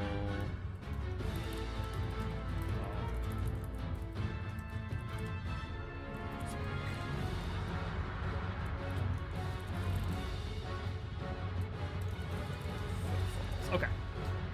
Doesn't need a restoration. Yeah, it's Hydaelyn Fallback for the dead. First off, the Garleans need luxury sleeper train cars in place of housing and amenities for the people. Yeah, the boy. I love the dungeons that have attack force of NPCs. Yeah, lady, it makes it feel very alive for sure. If I get guild for every dungeon with white snow, black steel in it, I would have 2 guild. It's not much, but at least it's not Lakeland thrice. Wait, they use it a second time? Oh, do they use it in Lapis Manalis Infinite? How's he settling to the new house? He loves it. He's super adaptable, Raven. It's interesting to me you're using Google Word to keep track of all this and not Google Sheets to have column for track them one piece is fully moved from. So the thing is that while that we may ultimately do that, Gale, I wanted a file system where I could just have a lot more flexibility in just doing stuff willy-nilly. And I know Google Word like a little bit better than Sheets to be able to just fuck around. The point for me for this is to create a data sheet that from which we can make something more official that people can fill out. I also wanted people to be able to add comments, and maybe you can in Sheets, but again, it was more about a tool that I would immediately understand and know how to use. Because people have made lots of comments on this for fixing spelling, for adding in timestamps, like Zapavel and Laffy have done a ton. We'll definitely open it back up for comments once we're not on stream too. Okay. Oh, one of my favorite overworld map songs next. I love One Small Step. It's so melancholic.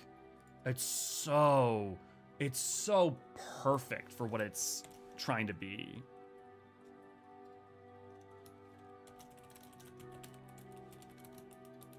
I was almost at Mare Lamentorum Day, and then I realized I don't think that there's no day or night there. And then it is Art of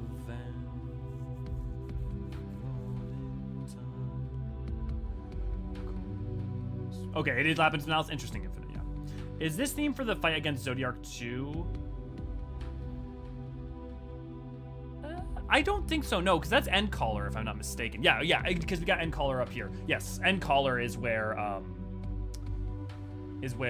is the theme against Zodiark. I'm an idiot. This is a Neil Armstrong reference. Duh. Yes, correct, Lynn. That is. One small step paired with her line, henceforth he shall walk. The freaking foreshadowing.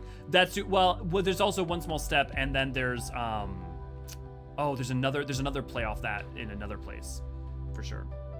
It's so melancholic. So can heard you and made the grooviest, most happy jazz remix of an imaginal. Well, that's what's great, Infinite. So one, I love that the repurpose of music for the mood, because this is the moon theme, but this is representative of Zodiark. It's representative of the plight, though, of also in some ways the Loporrits and the Watcher and and the moon and what it is as a place. And so it is many things, but to retool that into something hopeful and happy is powerful, right? Rather than just having 2 different themes, having a theme that can hold on to what makes it itself, but also be a symbol of joy, I think is really, really something. And I like the Smileton theme, as I'm sure what you're getting at. Plight of Atheris and all her children. Exactly. Zodiark has a wing of hope. He has wings. I don't know that I'd call it a wing of hope. Zodiark one has Wings of Hope part that's a bit different. Also, the original Endcaller has no lyrics. So the original version of Endcaller has no lyrics whatsoever. They have explicitly said that. It's just like nonsense words. When they did it for an orchestra, they created official lyrics. So there is a version with official lyrics, but it's not the version in game. Oh, I used to just sit for hours. Like, I just Love this theme. It's so, you think about the souls trapped in Zodiark and how they feel, and like Emmett's lines when you first arrive on Mare when this music's playing, you know. Oh, beautiful. What was next? It was Neath Dark Waters. Scions and Sinners. This is the one that plays when you go into the Watcher's Tower.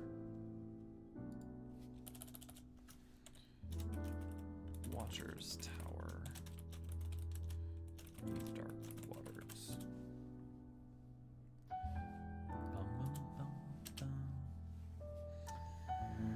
Oh, and color's so great though. Yeah, it's very good. The moon is very complicated, unlike unambiguously evil other theme for the other moon. Well, yeah, well, it's interesting too with that film, that's version infinite, because that's from FF4, right? Like that's just the moon theme from 4. Wing of Hope, as in singular, his other parts are missing. But again, he has a wing. I do not think it is a Wing of Hope, you know? Although, if we assume that long Wings of Hope from the prayers of those within Zodiark, they believe him in the form of salvation. No, okay, I rescind my point. That's kind of the point from the original, like, the end caller lyrics that they made, right? Caller lyrics. The ones that they are official are kind of mirroring that how Zodiark is their Hydaelyn. You know, should we lose our way, tire of all this pain, we won't be afraid to forge ahead. Marching forward, ever forward, marching forward, ever forward. A storm of blood inside us, born from blood in silence. Two-tone echoes down, tumbling down, down. Now we yearn for freedom, for freedom. Stories sown along the way, tales of loss and fire and faith. On, carry on, strong, ever strong. Courage thriving hand in hand, our souls aligned, we forge ahead. Forward, marching forward, forge ahead. Our song of hope, she dances on the wind, higher, oh higher. Ere our vows endure and remain forever strong, standing tall in the dark do we carry on. On wings of hope, you rise up through the night, higher, oh higher. Carrying our song, cradled fast within your arms, that this chorus might ring for all.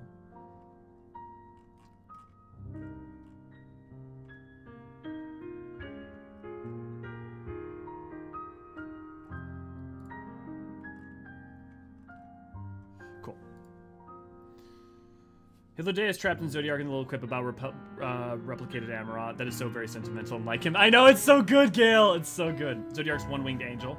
He is not necessarily, you would not necessarily be wrong. And Talker. Crepe, are you making a joke? Or are you just like, are you making a joke or are you serious? Because if you're making a joke, good one. If you're not, hi. Me and Aniri have a podcast. It's called End Talkers. Okay. See, I know some of you guys are probably like, well, that's obvious. Of course he's being, he's making a joke. But you never know. I'm sitting here looking at text. I'm sitting here running all this. I don't know. Maybe someone comes in and has no idea, hasn't been watching our shit. Raven, thank you for your 7 months. Enjoy your emotes. Oh, also, did you just change your photo? Looking good. Okay. Next, speaking of end caller, that's what we got next.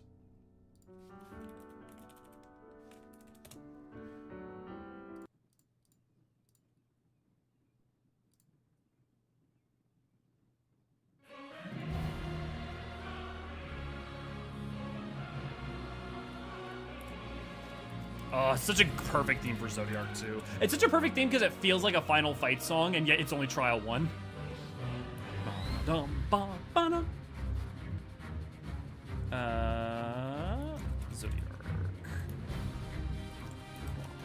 Boost theme.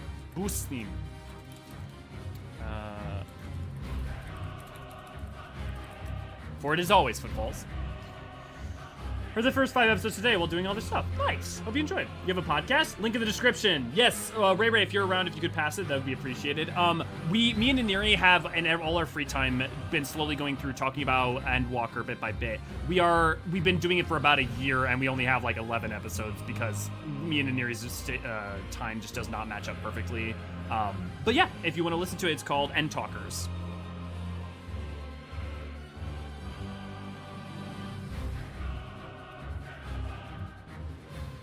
And go until the end of the extension. Yeah, well, we had other more important things to focus on at the time, for sure. Yeah, just had it done today. It was only $5 and came with my Warrior of Light being petted by a hand gift. Worth it. Good. You think Zodiark's personality would have been basically Elidibus since Hydaelyn was basically Vanala's personality? Well, I don't think Zodiark is effectively is just a thing. Like, it would act, like, without a heart, it would just act purely on instinct, is my opinion. Hydaelyn's personality was Vana because Vana was within, because, like, she was the heart, you know? Would have heard it for over 8 hours if I disliked it. It's probably Elidibus hearing our souls inside and making a decision based on what they said. He's emissary after all. Thank you, Ray Ray.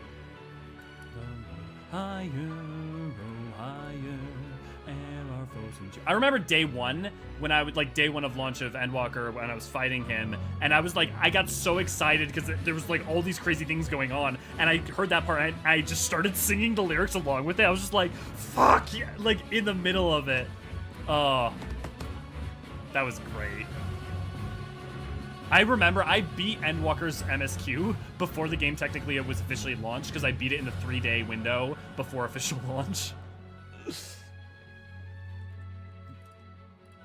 Imagination duality.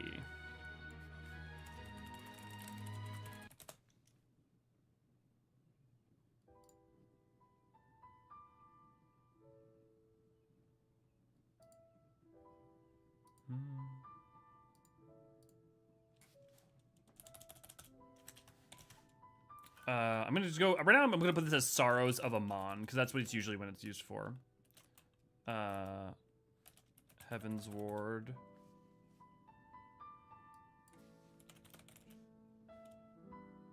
Because we get imagination obviously here with Lady. Like, what makes the duality version different?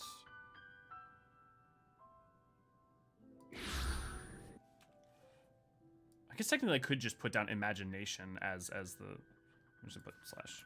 You know, actually, what I'll do is I'll go back up here, and I'm just put the note that we had for the original one. It must just be a different recording is the main thing that makes it different. Well, because the Ethereal Chemical Research Facility one wasn't a piano piece, so that's it. Oh, Raven! Thank you for the $5. Chicken nugget money? Ooh, thank you. I will definitely put it to good use. Speaking of, we gotta get that cooking stream set up now that we've got it paid for. We also have to do the AMA. Oh my god. Tomorrow's probably. Ray, you think doing tomorrow's too soon? You think we need to do more of a build up? But I may have a date that I have to go to. Well, we'll figure it out. It's so weird Endwalker only raised the level cap to 83. We find Zodiark. Wait, this happens now? This is way too soon. Freaks out to a friend who already beat 8 Endwalker. Yeah, definitely a lady, 100%. Thanks. Yeah, totally Grail. Yeah. Zapavel! Good to see, glad to hear. I'm glad you can make it. It's just piano, yeah. Always good to have you, man. Fury, guide us to victory. Yeah, get a little more wanting, but I don't leave it too late. Yeah, I think you're right. You think Wednesday? You think next Wednesday is a good time to do it? I think that's what we should do. See, I was thinking that, Raven, but Ray persuaded me that it'd be better to just have me play Island Sanctuary and answer questions the whole time.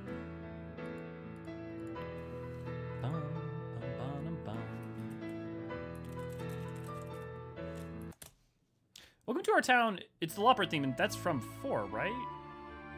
No, this is a town theme from 4.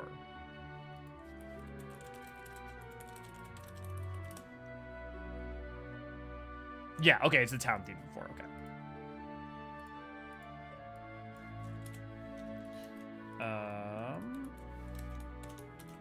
Best way Burrows theme.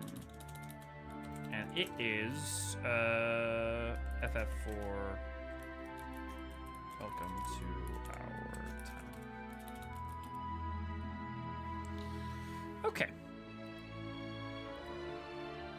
Literally, this just Battle 1 from Final Fantasy IV, which, I mean, like, I guess I'm not gonna... It's literally just the song from Final Fantasy IV, so I don't know that I necessarily need to put anything else in there. Also, I need to shift this real quick, because I put...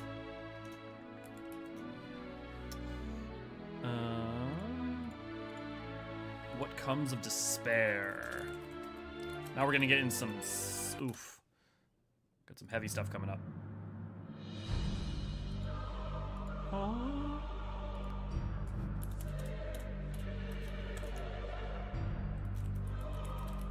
Despair and horror theme.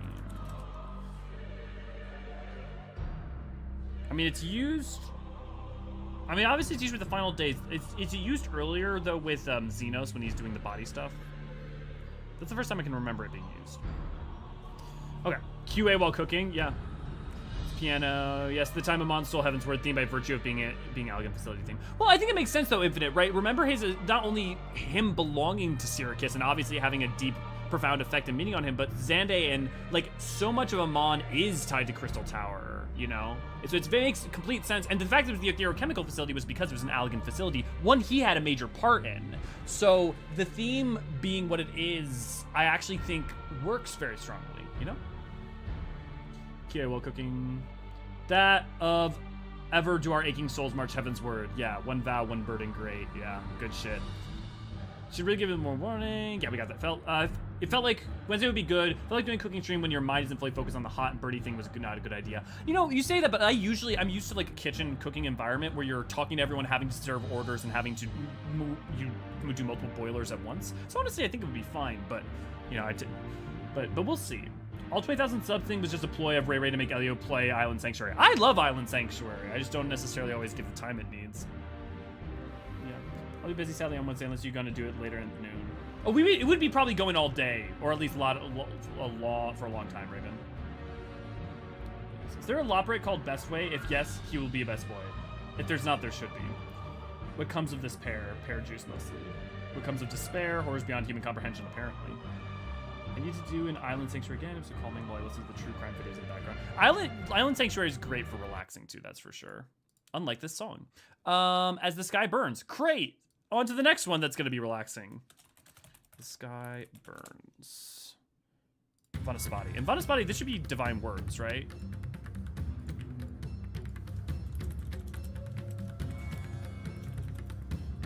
Ugh. God, Vanaspati is a heavy dungeon. I remember it genuinely made me scream the first time I saw second boss from behind and saw what it actually was. It just was, Vanaspati, and then it is what Divine Word, right? That was what it is? Divine Words, yeah.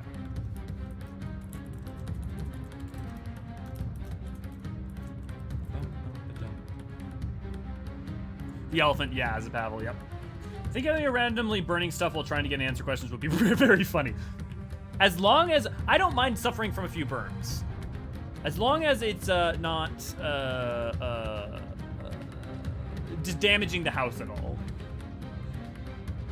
I wish him on. I thought he literally was responsible for Etherochemical Factory's creation. Definitely a major hand in it, very much so, yeah. I wish Amon had a mix of Az's Law and Crystal Tower as a piano theme, having it be imagination, even though it ties to the research facility. It just makes me think Heavensward became because of the motif. Yeah, I think that's fair. I think the thing, though, is like, in a sense, as much as the Crystal Tower is tied to him, I would wonder if the Crystal Tower is even perfectly set up to be connected to him. Because, like, in one way, him and Xande more corrupted it. Because its original purpose was a bastion of good. But I mean, does that make any more or less sense than using the Heavensward motif at all? But yeah, I feel you. Give me more orders undeciphered, you cowards! Yeah. Service kitchens were the only time you could stand still is if you have milk on the stove. Oh, man, you're still lucky if that was the case. I love the idea of Island Sanctuary, but the IRL time gating makes it really hard for me to get into. Yeah, I think people can connect to that for sure. I don't mind it as much, but I also definitely mind things when they stop me from going hard. I do appreciate that there's a lot, like if you let it build up, there's a lot you can do at one time, you know? How's on Fire while Elio's still doing QA? That is not incorrect. I love this song, was so tense and just perfect, so well made to show the chaos and despair going on. Totally, Raven. It communicates what it needs to, and that's the most important thing to me. It's not just as does a song slap, but does it meaningfully communicate what it's supposed to? Okay, here's a less dour one.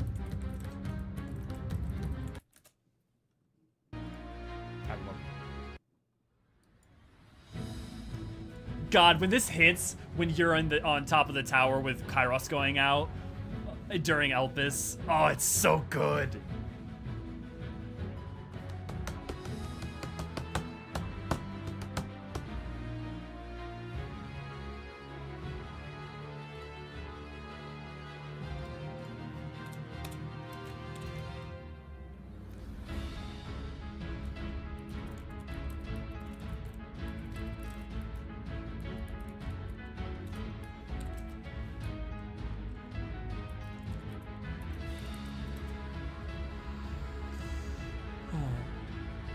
Yeah, Lynn, yeah, that's exactly what we're talking about. At service, the elephant, yeah. I love this song, was so tense, it's just perfect, so made. I don't mind a few burns if it's good content. That's absolutely true, frankly. I'll heal. Surprising they wouldn't be the first time I had a smoke alarm triggered on stream. Well played, Infinite. Heart of amber on time, cooling swiftly, bleeding light. Smoldering softly, biding time, marching forward and left behind. Yeah, like finality but inverted, totally Infinite.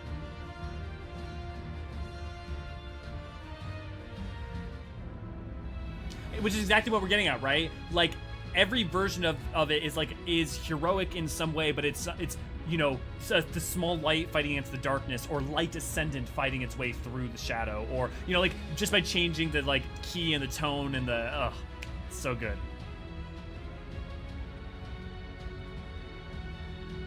Yeah.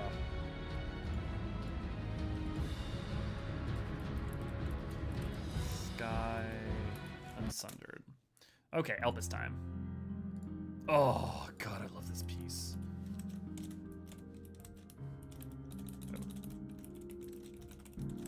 It's just Neath Dark Waters.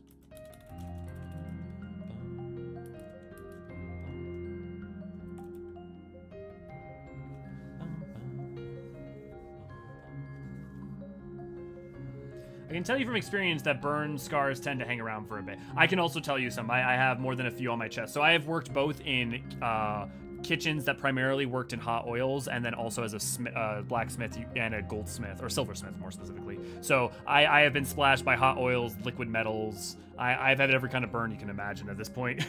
So, but you're definitely right. I mean, this is just to the edge if you listen to it.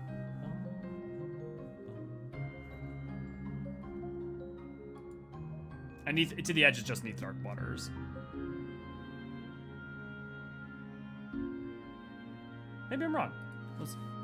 Let's try looking and see if there's anything.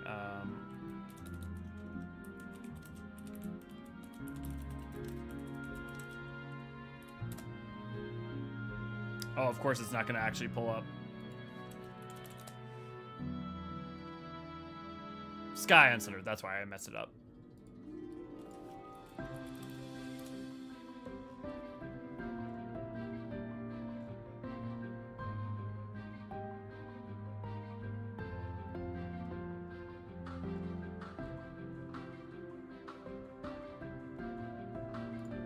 Here, let's see if the music stuff pops up here, if there's anything.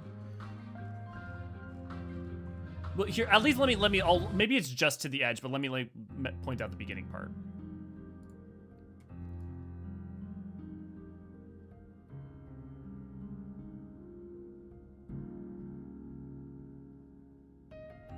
Bum bum bum bum. Bum bum bum. Bum bum bum bum. Totally, Gale. Have a great night.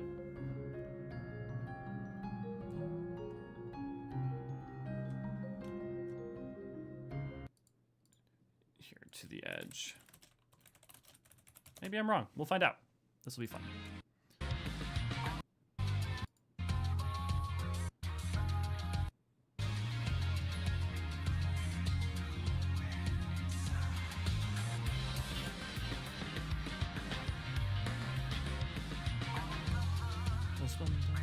Bum bum bum bum.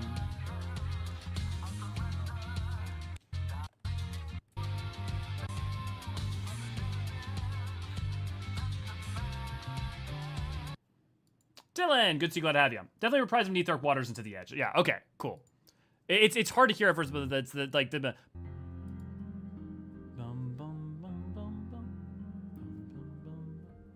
The first part. This is gonna be a wrong lyric, but.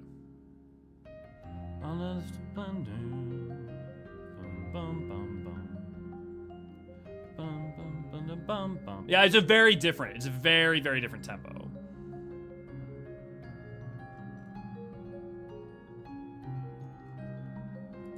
So I'm gonna put Neathark Waters / to the edge, and then I will asterisk it in case someone wants to correct me on that. Okay. Oh, well, we're about to have a fun song that will at least energize us for a little bit here. I also love that the first time you hear Flo's lyrics are flow together, and oh, dude, I haven't heard flow together in a little bit.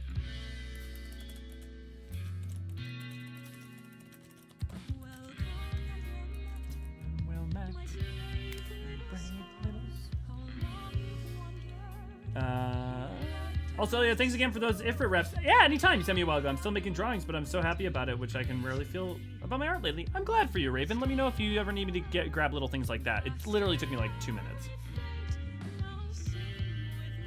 General theme of the Ancients, not as Ascians, but as the people that came before them. Yeah, of the Amritines as a whole, Dylan, I totally agree. I kind of hear it, which I'm surprised that I didn't hear before. It sounds like it might be a mix of it in major key. Yeah. Great duty. Yeah, Craig, great duty. Such a good duty.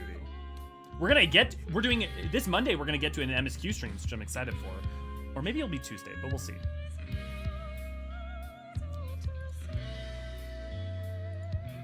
Sorry, I gotta rock out for this one for a bit.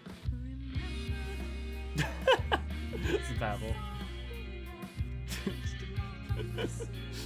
Well done, guys.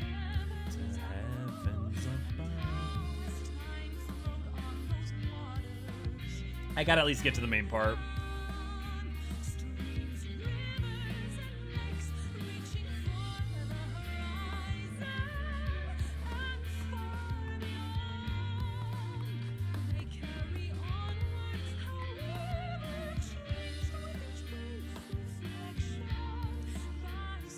By setting sun, by storm's way.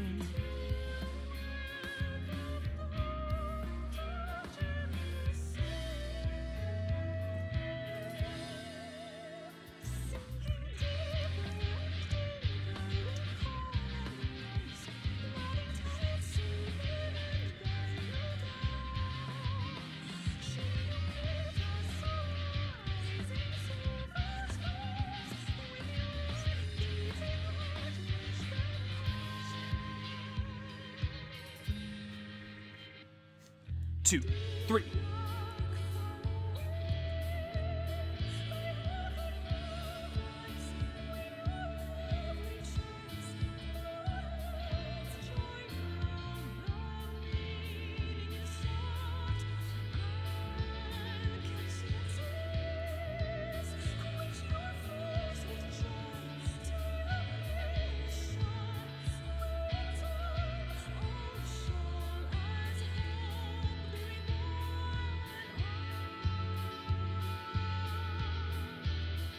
When it reprises in the credits, guys, oh, I was sobbing. Oh, man, I was sobbing so hard. Yeah, fair as a pebble.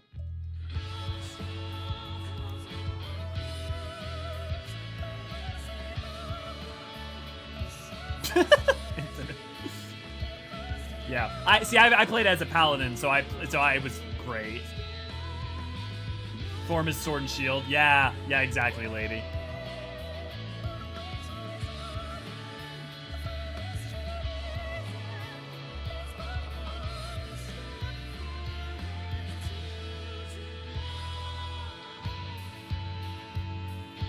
I appreciate that her attack is chakrams because I think it works. I also am surprised with Flo being like, you know, her lullaby, they didn't make her ranged ability Bard.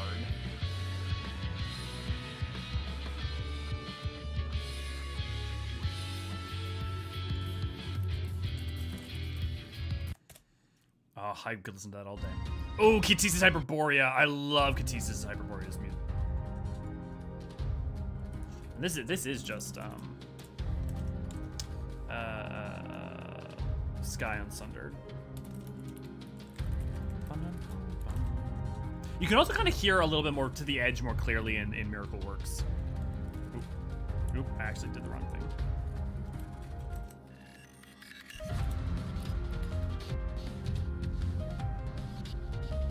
Katisis. Am I spelling it right? Yeah, that's right. Okay.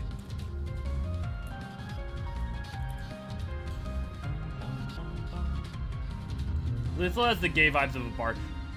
Halo has the bi vibes of a bar. Like, Halo Deus is not the gayest boy. He is the biased boy. That is the purple hair bi boy I've ever damn seen.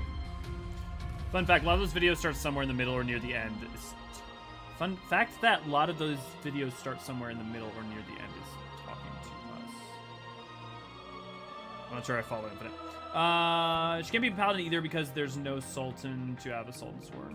Yes, that's how it works. I would point out that there are multiple points in history in which people have developed similar versions of a skill set, or that fundamental principles are shared. So for instance, there could be someone who created a version of a paladin with somewhat different skill sets, or, you know, she could have been a free paladin, or when we use jobs, they're like an encapsulation of a thing. So for instance, the Ishgardian Knights, like Horshaphant, effectively is not that different than a paladin in reality, right? But it is not a paladin, and there are differences. We just tend to encapsulate things as a sort of one-size-fits-all because of mechanical reasons as players. Well, the game has to. Oh, Starlong Dead. That's the nighttime theme, if I'm not mistaken. Starlong Dead. Yeah, Elvis Night.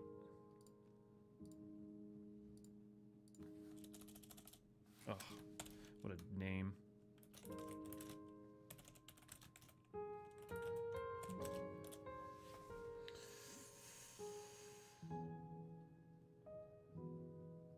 Me and a few others went to duty on this mode where there are no enemies, and we just spent a good while reading the hidden lore inside. It was so nice. Thanks for making me a lore nerd, Elio. Yeah, no worries, Raven. And I'm assuming you mean explore mode? It's a great thing. More people should take advantage of it. Meaning that you watched them before. Oh, yes! The start somewhere in the middle and near the end is talking to us. Yeah. I definitely pulled up some of these before, for sure, to listen to them. I think Imp is trying to say that you're watching these videos a lot is relatable. Yeah. At this point, luckily, I have most of the songs downloaded. In the game, I have downloaded. I just don't have them perfectly set up to be able to search at a whim and take more time than just YouTubing it. Amira can even heal you with Fury's Blessing, not unlike Clemency. Yeah. I mean, the 13th didn't have Sultan's Sworn, and Zero still used a sword and a shield, was a protector before the wave. Yep. And also uses a scythe despite not being a Garlean Reaper. I also think it was used with Amon at some point, unless I'm mixing that up with imagination. Stars Long Dead. There's the part where he's in after you kill Zodiark and he's fading away, like this part where he goes, I inherit my hell, I intone with glee. That part, I think he uses they use Stars Long Dead, or I think it does. Yeah, he's either dying or dying again in the Ethereal Sea. Of course we know you're joking, Lynn, but also we're going to take the idea and run with it.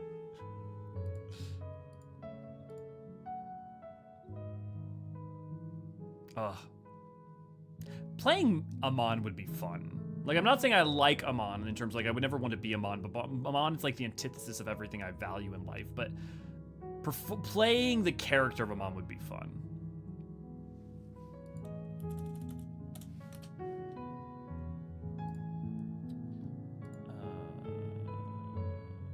From below.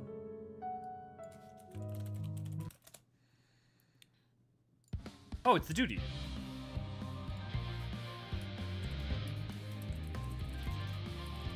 And this is Torn from the Heavens, right? Or is it? So there's the prelude in there.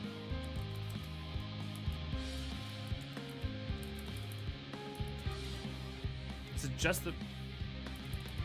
Wait, it's definitely more than just prelude. Okay, Torn from the Heavens in there, I was right.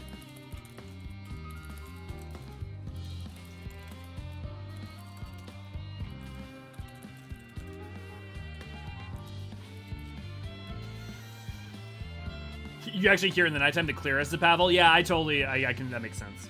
Ultimately, these motifs are variation and arrangement that takes some feeling and interpret it for the setting it's been played in. Neathark Waters is slow, sparring, and somber, evoking a memory. Totally agree, Dylan. When we were talking about that, I don't know, you might have hadn't joined yet, but we were talking about just that, and it's one of the reasons I adore it. And one of the reasons for me, I think, anytime that they're taking a couple primary themes and using that as the leitmotif throughout, that's always gonna work the most for me, because you can have a great piece of music after great piece of music after great piece of music, but I love more when a song is created that's used in different ways to connect for different moments. I mean, like the way that More Than Truth is used with Ardbirth throughout Shadowbringers, right? Like, characters not only having a theme, but those themes appearing in different ways or having repetition and like being an accentuation of story. They're not just noise, you know, or like beautiful noise, but they are tied into that character beat, that story beat. And like, I think 14 does that exceedingly well. I think Final Fantasy has historically done that exceedingly well. I mean, Final Fantasy 10 does that really well. 7 does that well. Plenty of them do. Yeah, as a Pavel. Okay. I only hear Prelude and Torn from the Heavens currently, but we're gonna go with that.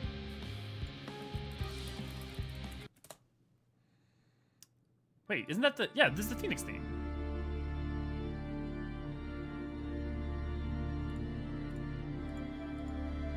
Oh, because this plays when Vana is desperately trying to get at her countrymen to not summon Zodiark.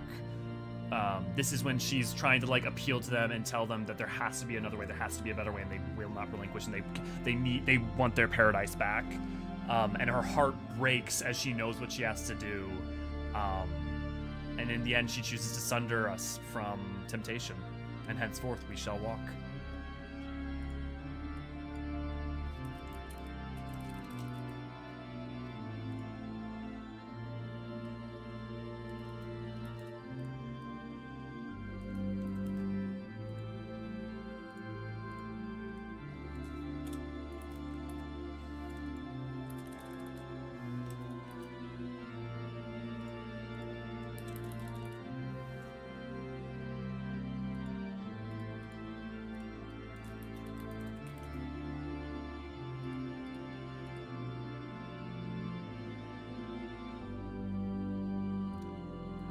It's just answers. Did we put anything down for answers?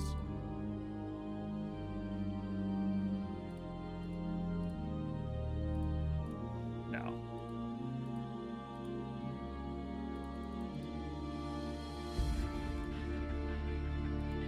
We can just get rid of that then, because we already have them labeled.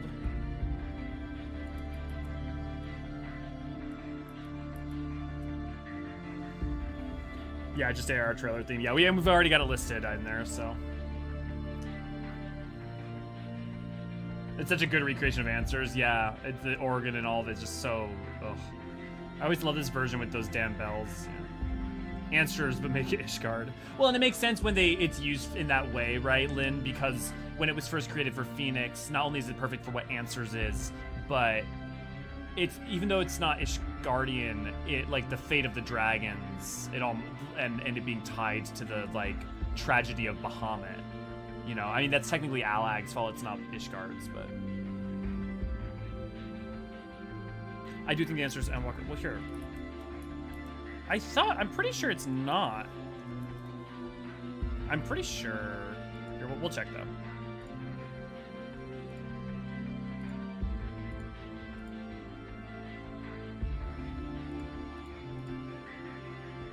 No, looks like you might be right. Why did I think it wasn't? Oh, I was probably just thinking of Reprise. That's probably why. Good catch. Thank you.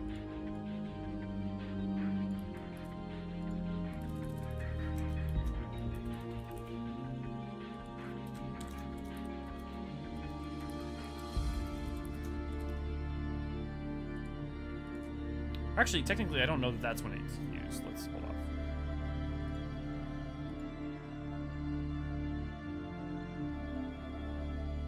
Okay.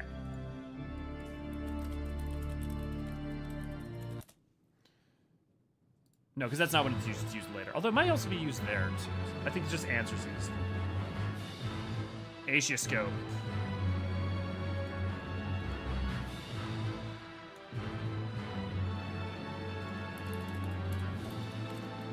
Asia scope. What is the...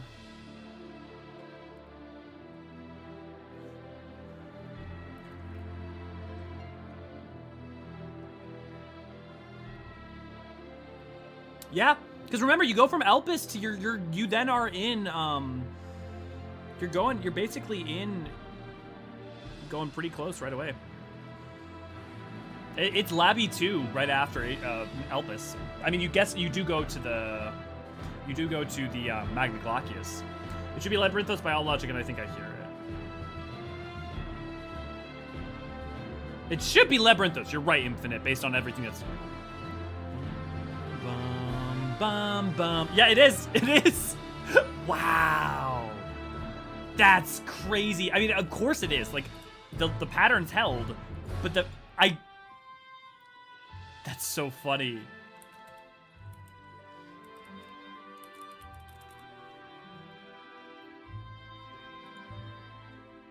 Yeah, I can hear it. The Labyrinth, right? That's what it is. I mean, again, we should have known that, right?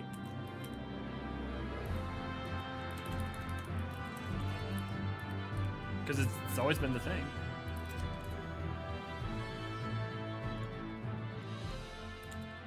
Your answer. Which is the Venat trial theme, right? Yeah. Oh, so good.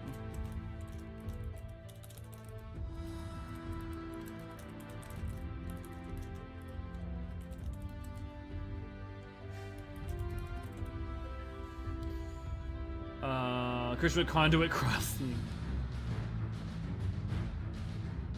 This is way before the Primals album, but only showed up in a game album in Endwalker. Ah, interesting, Spavel. Thanks for the knowledge. Yeah, totally. Yeah, warning, do not click the like button. This will cause stuff. Thank you, Ray Ray. You're not wrong, Infinite, both thematically and literally. Truly, Spavel, yeah. Fun fact, Asia is Greek word meaning, very broadly speaking, cause. Interesting. I'm not sure how to say your name. I'm gonna go the Jipik. What is happening here? This is our Final Fantasy XIV musical stream. We've been going through all of the expansions and figuring out where each song is from. Not that hard, but then figuring out where every time it's used as a leitmotif. So, for instance, every place his answer shows up, or every place the Garlean theme shows up, or all sorts of stuff like that for every song. We've got this huge mega document for now every expansion with notes for every single song from 1.0 all the way up to Endwalker now.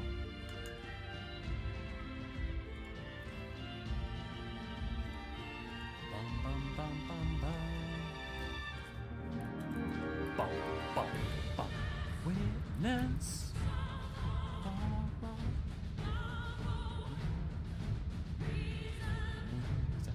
We.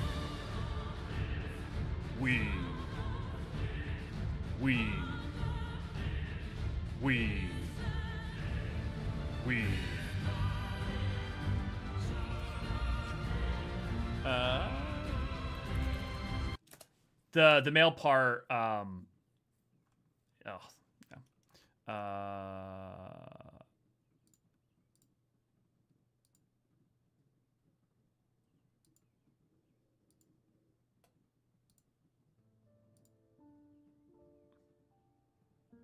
Right, when they first do Fuse Me Cryle, that's when the Answers Piano version shows up. Oh, it's so good. Sadly, we have to continue fourth because otherwise we'll run out of time due to the fact that I've got raid later. Last Stand, ffXIV. Oh, I love the Last Stand theme.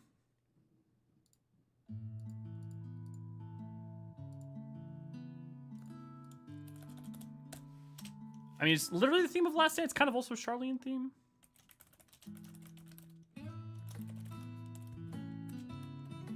On in time, cooling swiftly, bleeding mind.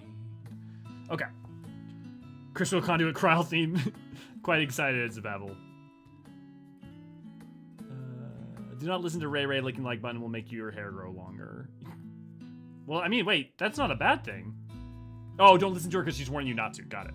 Start the game with your song answers only to end with your answer by the time the story's all wrapping up. Yep. Well, because it's what it was always about. And this is one of the things I loved. I made a lyrical lore for Answer before Endwalker came out, explaining like what Answers was about. And then Endwalker came out and it was totally correct. Like, if you paid attention to Answers from the get-go, it was always clear what it meant coming from Hydaelyn, what its purpose, what its meaning was. I cannot give you the answer. I cannot tell you why. Like, ours is own reason. We cannot... The journey has to be the point. Life is a struggle, but there is beauty and sorrow, and it's worth carrying on. There's value in that. Cool. I don't like join our YouTube channel for a little price of not much a month. You get custom emojis, special badges, and your warm fuzzy feelings. Supporting your favorite archivists. It's true. It's Indian. You don't stay in your weight class, do you, friend? Interesting, cool project. Yeah, it's been really fun. We've been doing it every Saturday for the past couple weeks, and we're coming to the end, sadly. But how appropriate for Endwalker. We're walking to the end. Yeah. Thy life is a riddle. Exactly. Guys, we're at Echoes in the Distance. Oh, I'm so torn. Okay. Can I ask a favor that's like incredibly navel? Well, I don't know if it's navel-gazy. Could we like watch my lyrical lore on Close in the Distance, and we can skip past parts where I talk, like that's fine. I just love like seeing it with like some of the shots I did. Like I don't even mean like, oh, because I'm so good. I just enjoy seeing the visuals. If any of you are interested in doing that, I think we're good. Otherwise, we should be good to go. Next week is Final Fantasy 16 music. Next week I'm gonna be playing Final Fantasy 16, but so you're not wrong. It's also surprising because Answers were out long before they even had the idea for Hydaelyn, so they basically reverse engineered. Well, no, Hydaelyn. Do you mean like Hydaelyn ultimately where they were going with her with Vina? Sure, but Hydaelyn had existed in 1.0 lore. Hydaelyn was around in the lore and in the world well before.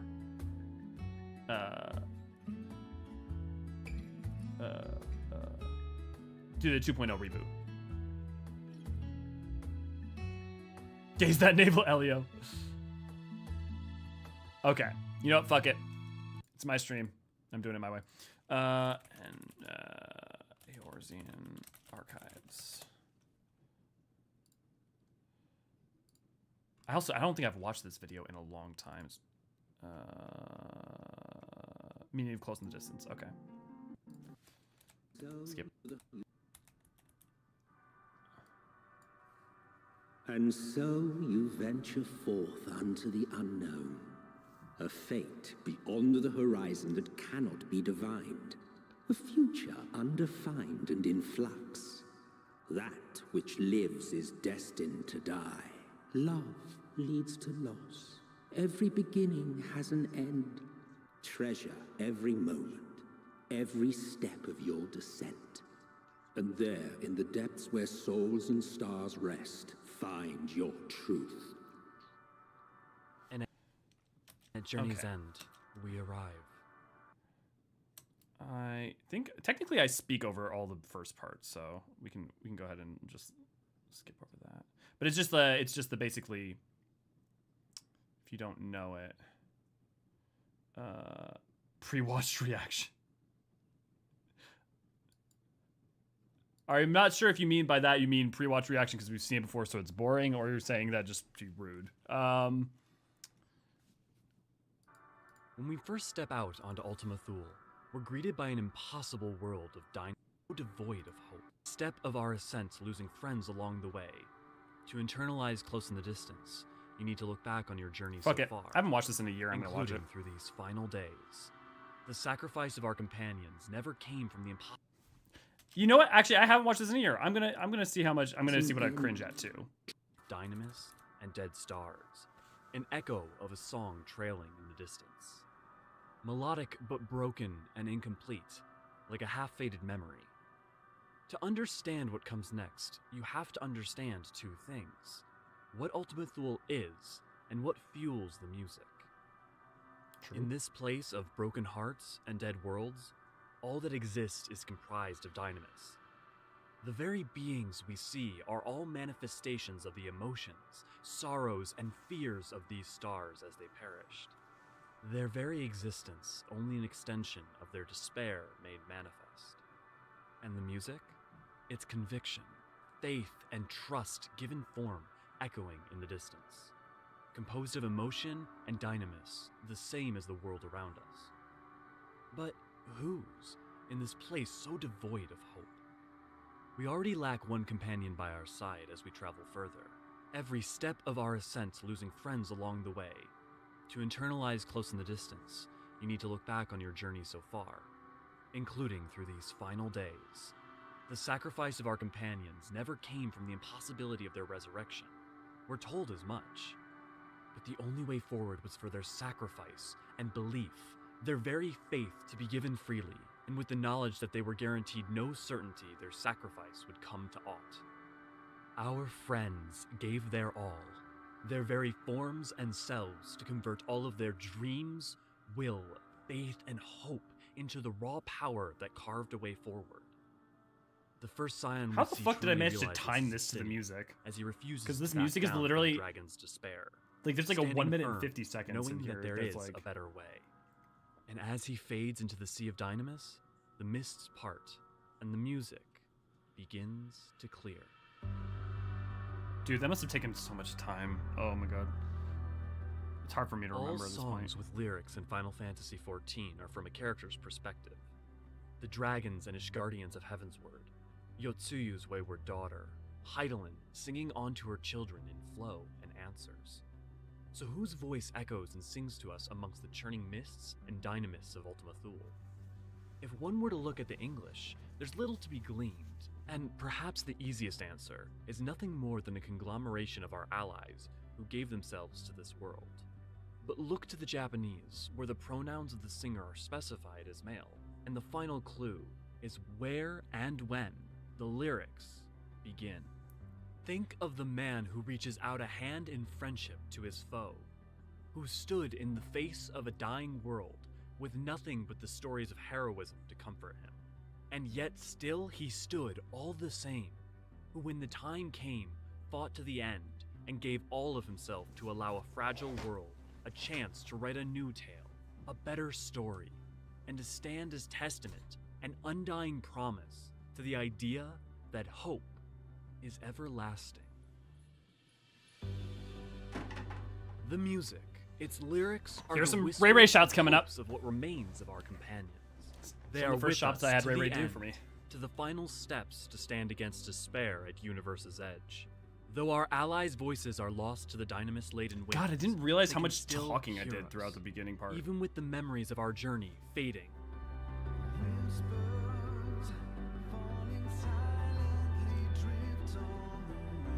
It's a Ray shot.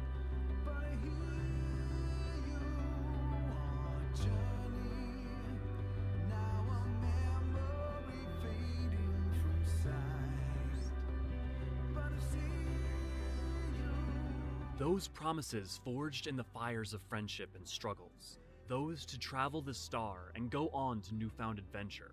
For we still stand, we are still here. Our determination, our value of life we are implored to offer up onto the endless sea of tears and broken hearts that is what Ultima Thule is forged from.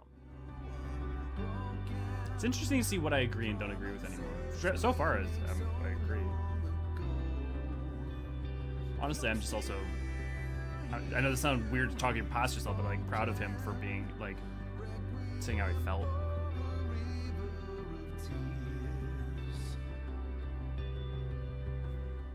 From the ethereal seas of home to the endless well of sorrow of Ultima Thule, we fight on, standing in the face of ceaseless despair, and still our hope abides.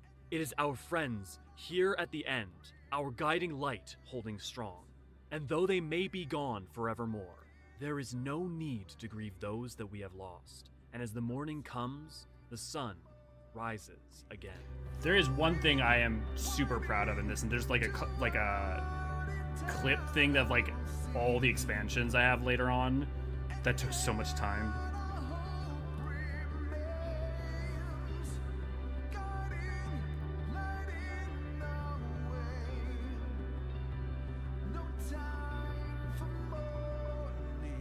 Lines in recollection of those stories we made and the paths we walked. A realm reborn. I'm not good at from being proud of ashes myself, beneath the Infinite. heavens of Azure. A bloody storm leading I'm to too tranquil self-critical. skies, all bounded by the peace of night. The warrior of light has come full circle from the rising sun of beginnings to here at the end, where the dawn comes anew. I loved when I realized that these lines were referring to each expansion. Rises on land, a realm reborn, neath the heavens of Azure, heaven's word. The sunset, blood-red skies, tranquil after the storm, stormblood. And the blessed shadows. Shadowbringers. The world will continue to turn, and night comes along with morning. Ever will hope spring anew, and the clouds of sorrow clear. Without wings, we march on through an empty world drowned in anguish. Unalone, our friends who have given their all implore us, walk on. There is no need to look back. In us, they will forever endure. I love that they mirrored the twins in the coils and there. It's so good.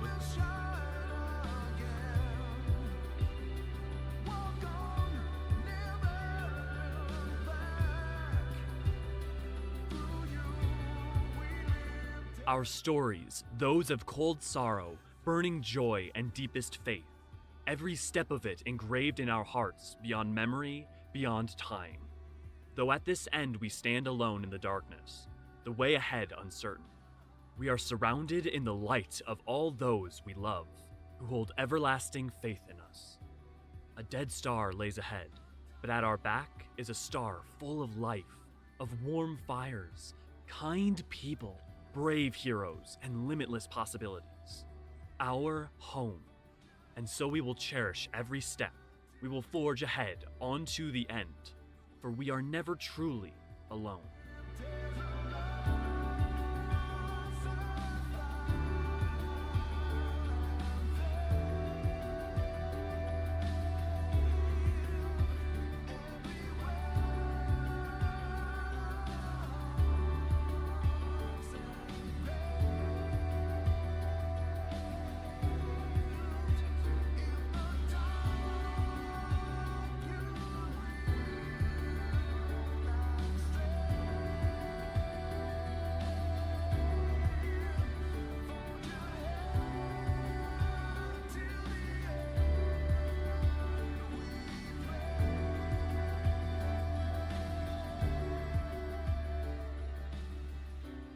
As we stand face to face with despair incarnate, in the dark of this moonlight finale, our journey comes to a close.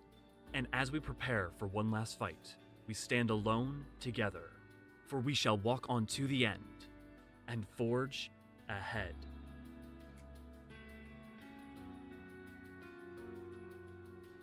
Yep, I'm still proud of that. My friend, if I were to tell you that this isn't the end, that we will meet again, would you believe me?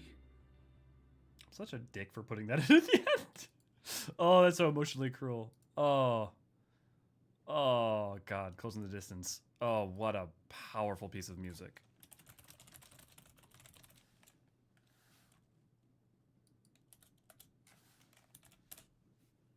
Oh.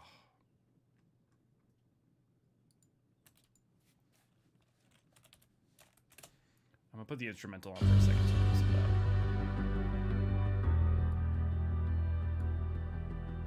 Okay. Let me catch up on you guys. 2 seconds of stuff I filmed. Yes, Ray did help me with that. Yeah, Man That Walked in the Memories of the Past was so good. Yeah, my Catboy definitely didn't cry during the scene. I would never. Slow Walk Uphill was a little too long for me.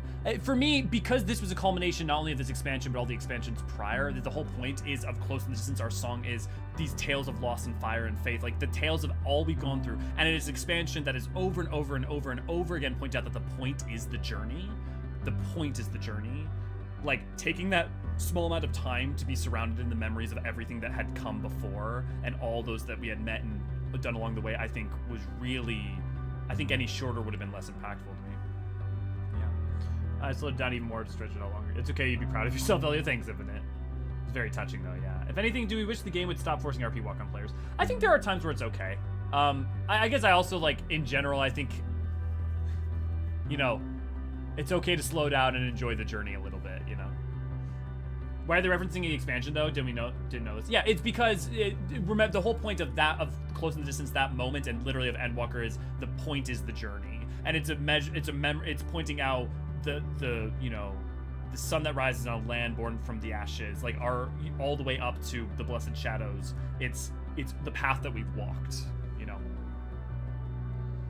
Reflection of the story that brought us to that point, yeah. The Mirror of the Twins again, 6.4 in the Fire of the Tower. Oh, interesting point, Ray. Close in the Distance is like a reprise of your entire journey up until the end of the point of Endwalker. Referencing the journey you had along the way, it makes sense. The lyrics make it sound very beautiful as well. I love that they literally make you walk in the end with the Endwalker Diva. Dude, you sync your words with the character's mouth? Are you mad? I mean, Crepe, I don't know if you've watched a lot of the other videos I've done with Elio where I have to sync that up anyways. And yes, I am mad. The amount of time I put into clip gathering and edits is stupid. Because if I just grabbed footage more generally, I could put out so much more videos, but I get like too up in my head about like wanting it to like be timed and all nice. I didn't cry during Endwalker for a very good reason. I watched all the cutscenes of Endwalker and Shadow Rings before I even played the game. It's what made me get the game. Well, there you go, Pavel. That's fascinating. I was gonna add this to my mix driving the car, but I realized that would be a terrible idea. If I was crying, I couldn't see the road. Yeah.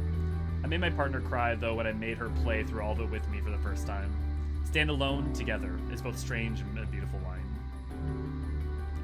Have a great night, Tracy. I never noticed. Why are you doing this to yourself? Because I have really high standards for myself and for the work I do. And I don't have, so like Ray will sometimes gather a couple shots for me.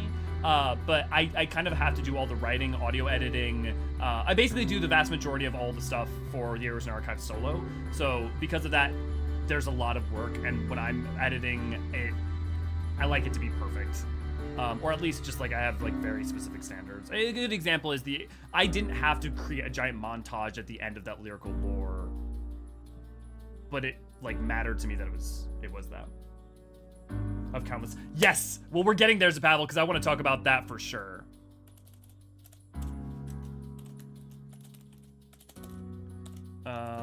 Ultima Thule theme 1.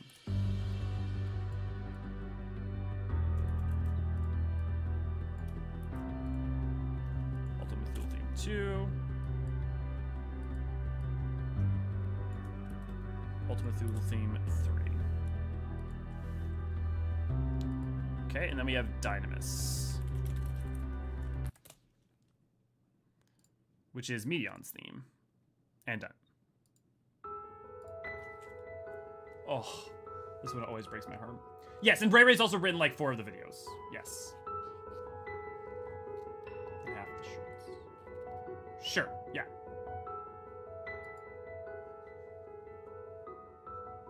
But my point is, like, even with those, I did like editing too, Ray. My point is, like, there's a lot of hats that I have to wear for putting out content, right? It's that the amount of audio editing, footage gathering, editing, writing, plenty of things. Even when I have one person help with one part of it, there's still a lot to do for the other stuff. Have you heard the primal version of Close in the Distance? Yes.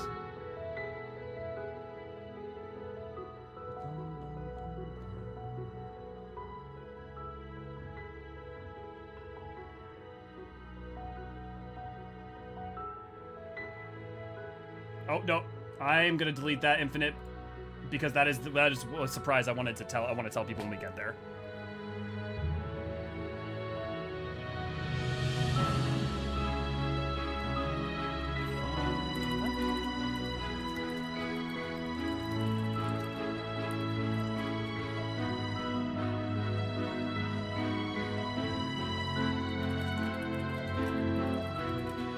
Yep, and it's just flow again. Oh, that moment with the flowers. Okay, so we've got the dead end of countless stars, and Infinite just said it. But so the theme for the final dungeon is of countless stars. But if you know, the final dungeon's name is Dead End, the Dead Ends. So together they are the dead ends of countless stars, which is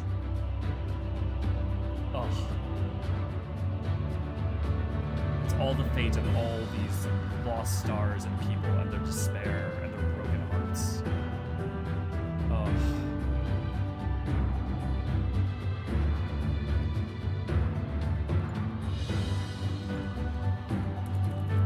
and it's close to the distance.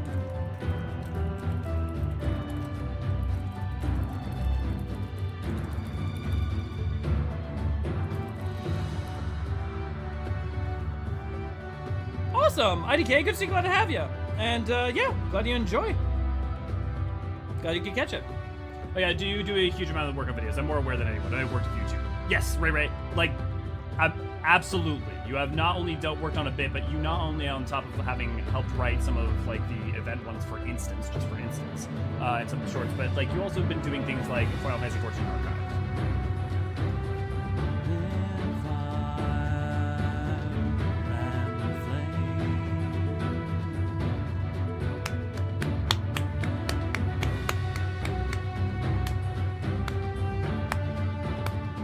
No, the job symbol one was all me.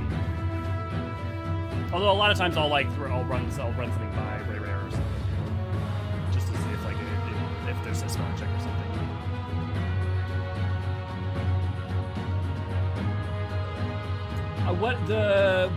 Some of the main ones that I can think of are most holiday ones. Not most, like most of the recent holiday ones are written by Ray. The Mighty was definitely all Ray. I just helped with editing and stuff. And like footage gathering and some of that stuff. The Warrior of Light and Comet one is Ray. I'm going to pre-write every single medley in the final day in preparation. Yeah. I love that, like that. Like dungeon name in another language, like the Final Fantasies or something. Yeah. But in dungeon, there's only 3 stars, bro. Well, but you see many other stars, you know. Here I was thinking I wouldn't start crying until Flow.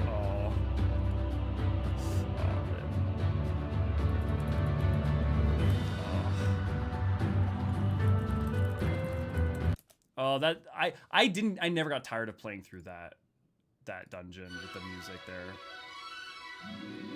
Dude, this you're right. This has so much stuff in it.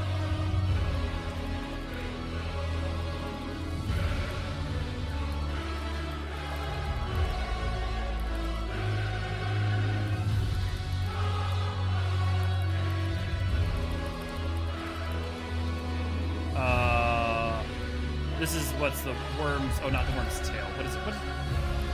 What is it? Is it the worm's tail?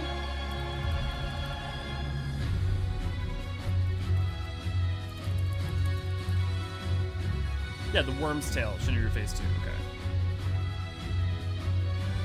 And it is worm, not worm. Here.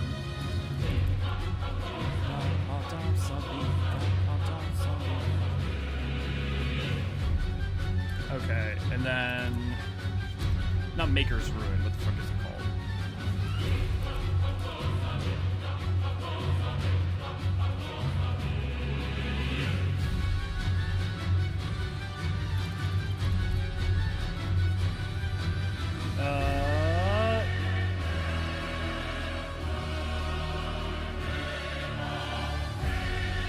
It's just Ultima, okay.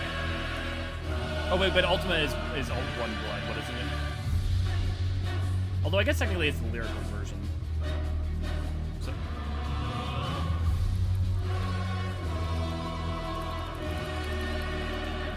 I'm just gonna put Ultima down for in the short term.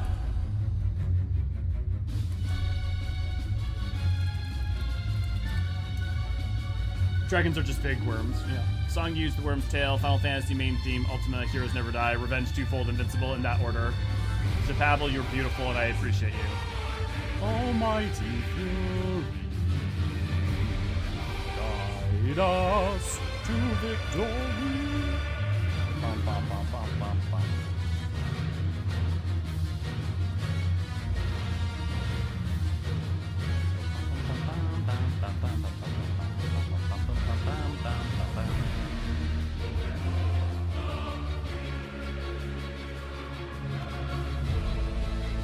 I was so great for tacos.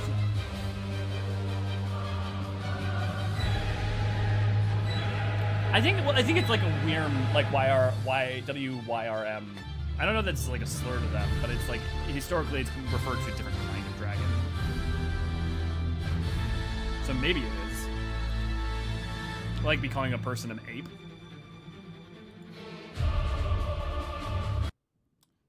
Okay, but now we're gonna play my favorite part, which is with Hearts Aligned, because Hearts Aligned is like, come on, come on! I believe in you. Why must you curse me? Like, oh, computer of mine.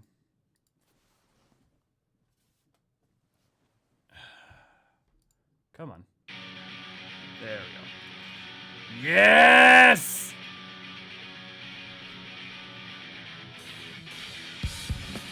Dude, when you get to this point and you've done the limit break and you make it through afterward, the second one, and like, then it's just time to go.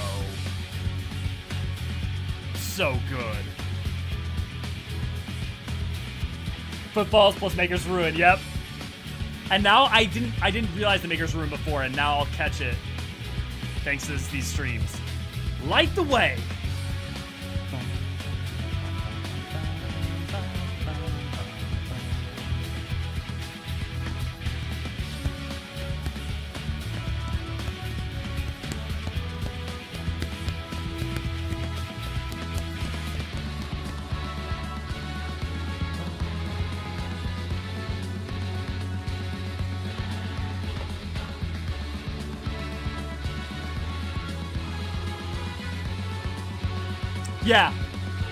Yeah, exactly, Etiquette. I think, I'm gonna paraphrase because I forget what someone said this once and I loved it, but this is, like, from Medion's perspective, Warrior of Light's, wait, this isn't my music, Warrior of Light, no, this is mine.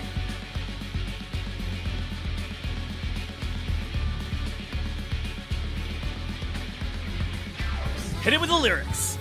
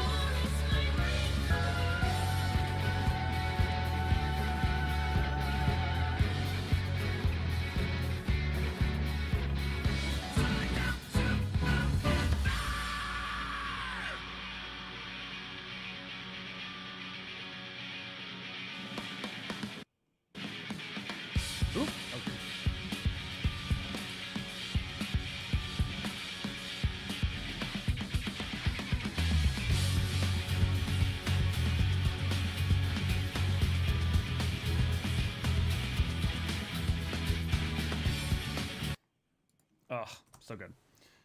Yes, our boss theme. Yeah, literally. I love how Endsinger actually attacks in this part, mostly just for it's like disorganized. He clearly is very scared of you. Yeah, and just is losing control, doesn't know what to do, and is just trying to do something. Yep. Yeah. Isn't her attack literally named something like body flailing in this phase? I bet. Makes sense. So with Hearts Aligned, that is Endsinger phase 2, and is also Maker's Ruin and Footfalls.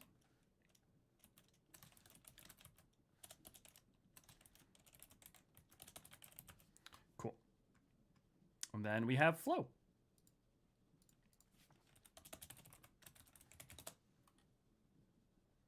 And I'm just going to go ahead and play their official music video real quick.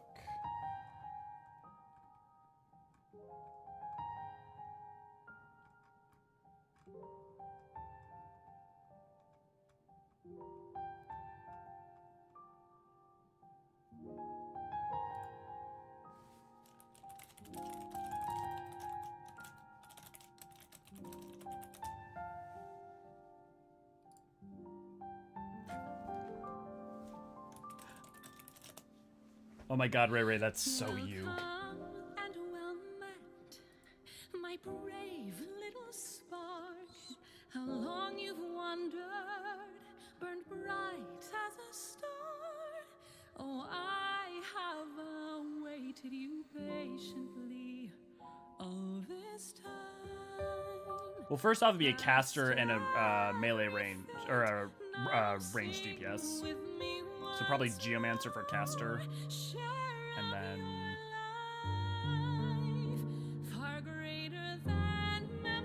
I mean, honestly, I would love a Blitzballer, but I'm pretty sure half the community would revolt.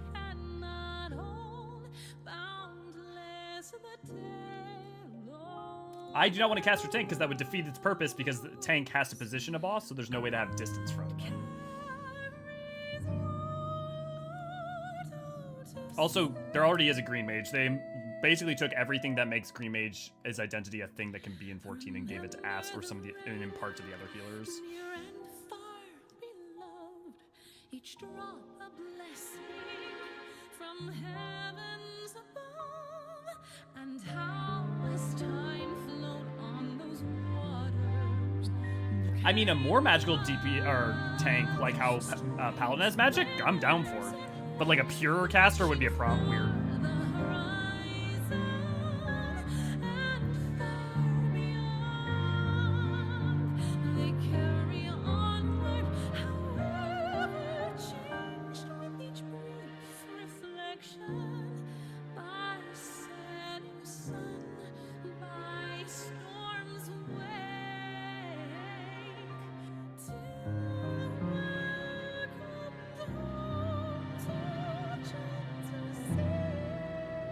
Oh, Summoner. Great. Summoner.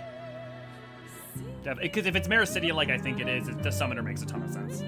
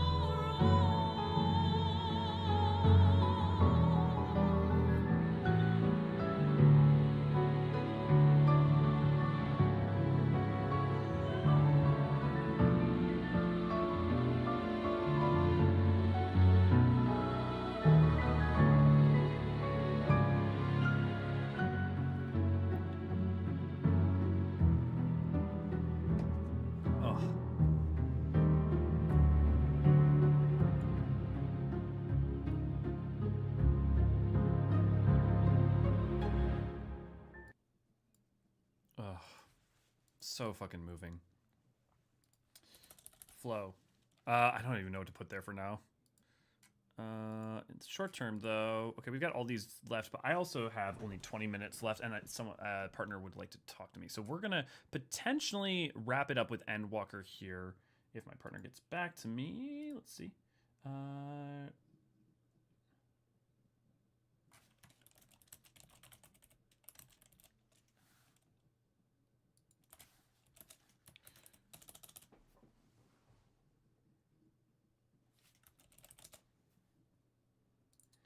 Okay, but for in the short term, let's get Endwalker going.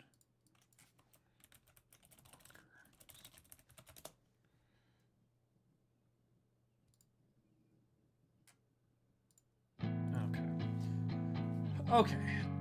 Yeah, okay, that's fair. I hope for Gunbreaker for full tank supremacy. Yeah, the thing is, Gunbreaker doesn't... So Gunbreaker's association with Bosnia means that it doesn't necessarily make a bunch of sense to make a Gunbreaker, and at that point we've also had multiple tanks constantly. I'd rather just make sure that it's relevant to the expansion. If 7.0 is us going to Mericidia, or that's a major part of it, the job that makes the most sense that's tied with Mericidia, Alag, Primals, Destruction, would be something like a Summoner, and almost none of the other jobs make particular sense that haven't been used. It's less likely to be a healer, and then we haven't had a caster, though we have had a ranged and archer. So Dancer there's not necessarily anything with Dabner that makes sense, plus we already have certain characters that can potentially fill that. Reaper's already spoken for,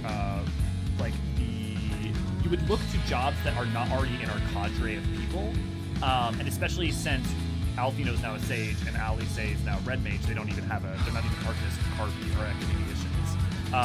So the Summoner makes a lot of sense. It's just the job that makes a lot of potential sense.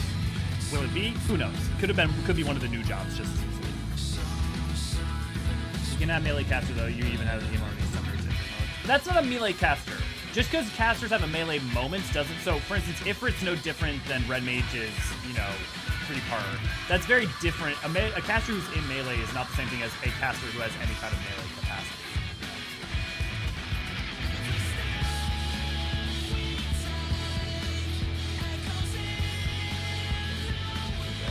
Summoner would be great. We close the book on corrupted summoning for previous expansion, continue with pure interpretation of magic. Yeah, totally IDK, yeah. The tracks are worth it just for some of the high notes she hits, feels so good, yeah.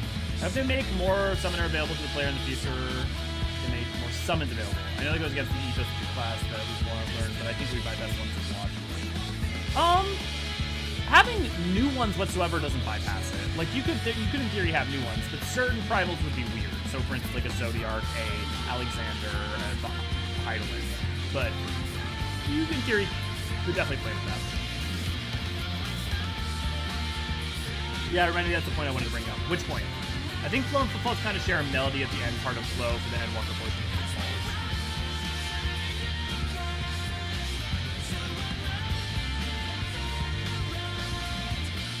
Actually, one thing I want to pull up real quick.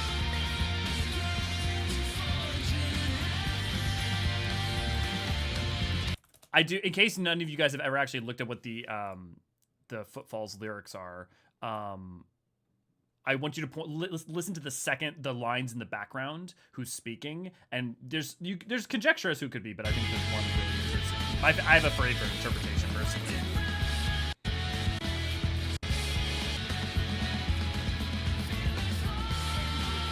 When the world comes crumbling down, know I'll be there.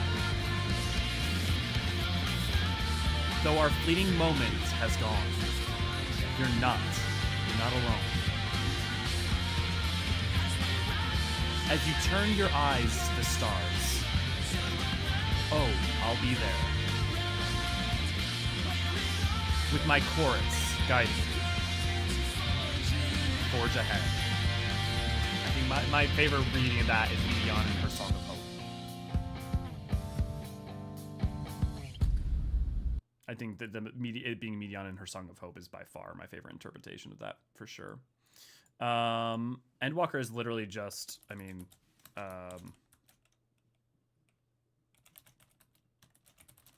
fight theme, and it's literally just Footfalls. It's literally just the first part of Footfall. First and last part of Footfalls. You know what? Since we're gonna have to go out in a second here, I'm gonna end it with a chiptune because it's hilarious and I love it. It's very good. Oh, that's the cover. Where's the?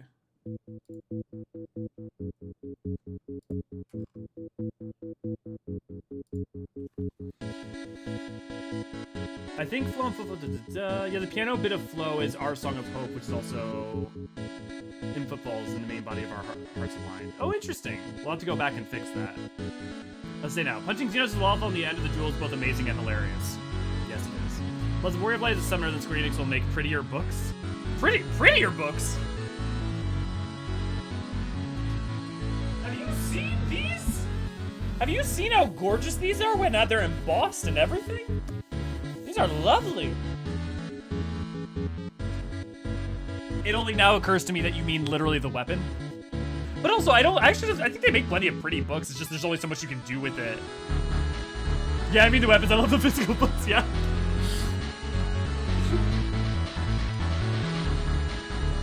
That's really funny, isn't it? I've never actually seen the Lalafell punching Xenos, but I just imagine it must be hilarious.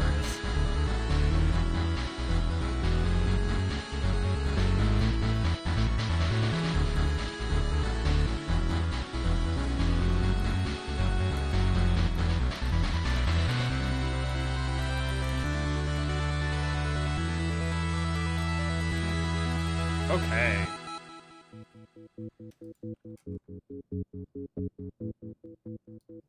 So I'm gonna start doing the wind down because I have to go obviously now. So obviously we got through the first part of Endwalker, but we're gonna have to continue on, especially because now we not only have 6.1 and onwards, but we've got 6.4 and beyond. So plenty to talk about there. I'm also gonna have to actually create a list for it because there's not obviously this post 6.1 and beyond stuff is not currently like listed online for all their times and stuff. I'll have to manually put that in. There's so many raid songs, right? Yeah, the raid songs are gonna take up a video in their entirety. I'm kind of glad that we're saving our time to do it. There's a video of a Tataru cosplayer doing that scene, and it's amazing. Oh, I bet. Could you hit someone with the real books? They're kind of heavy. Yeah, definitely the real books. Definitely could hit someone for sure. Will we do post-patch songs next week? Yes. Well, not next week. So next week I'm going to be playing Final Fantasy 16 starting from Friday all the way to whenever I finish with it. So that takes 3 days, and 3 days. If it takes a week, it's a week. But it's all I'm going to be doing for that next bit. I even have my PS5 all set up and ready to go, although I do need to do a test stream at some point. Friendly reminder, every Monday and Tuesday we have the MS Crew stream where we go through Final Fantasy 14. Currently we're going through Elpis, map 5 of Endwalker. And we're nearing the end, the end of Endwalker, which is crazy to say the least. Wednesday, there should be a new video out, as well as we're probably thinking I'm going to be doing the Ask Me Anything stream there, so we'll have that set up. Then on Thursday, me and Aniri are going to end Final Fantasy IV, and we're gonna be it will be done on Wednesday or on Thursday in the morning, and then in the afternoon I'll be talking with Chris over at Gaming Kinda for about Final Fantasy XIV and explaining lore and stuff with that compared to lore from World of Warcraft. Friday we're gonna start playing Final Fantasy 16. I'm just gonna be doing nothing but that for hardcore for probably about a week. If you want to support us, you can support us by going on to patreon.com, giving us a couple dollars. You get your name in the banner above my head, as well as get access to the special color for your name on our Discord. If you haven't joined our Discord, you can join us at discord.gg/Eorzean archives. You can also give us $1 here and get access to all sorts of fun emotes. Don't forget to like the video. Just boop, but more importantly, again, on Wednesday we will have the Ask Me Anything for our 20,000, which is if you have any questions on the lore side or about me or any of that stuff, feel free to bring them in. Ray's got a bunch of lovely links going on right here. Also, forget to say, great X-Arc staff, thank you. Kind of jealous about your Catboy merch. Thank you. That's actually not merch. I made that. So I've got a lot of cosplay stuff that just arrived yesterday because Deadpool, my dog, and a bunch of my other stuff finally arrived, even though I moved here about 3 weeks ago. My partner arrived with them. And Ray's got all these fun links here. Don't forget to call YouTube things. Don't forget to check out Ray's lovely Final Fantasy XIV archived, where she's been going through and archiving all the cutscenes in the game and making them, as well as some of the gameplay, in order to have people be able to easily watch stuff they want to catch up on. But yeah, any final questions? If not, I think we'll start heading out here, guys. Thanks so much for joining. It's been wonderful today.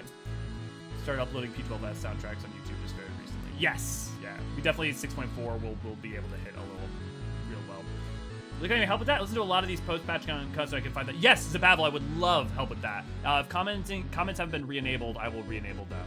I mistook you, and I think you and Laffy, or one of you guys, was in there while I was in the middle of the thing, was trying to do some edits or suggestions, and I thought it was just people.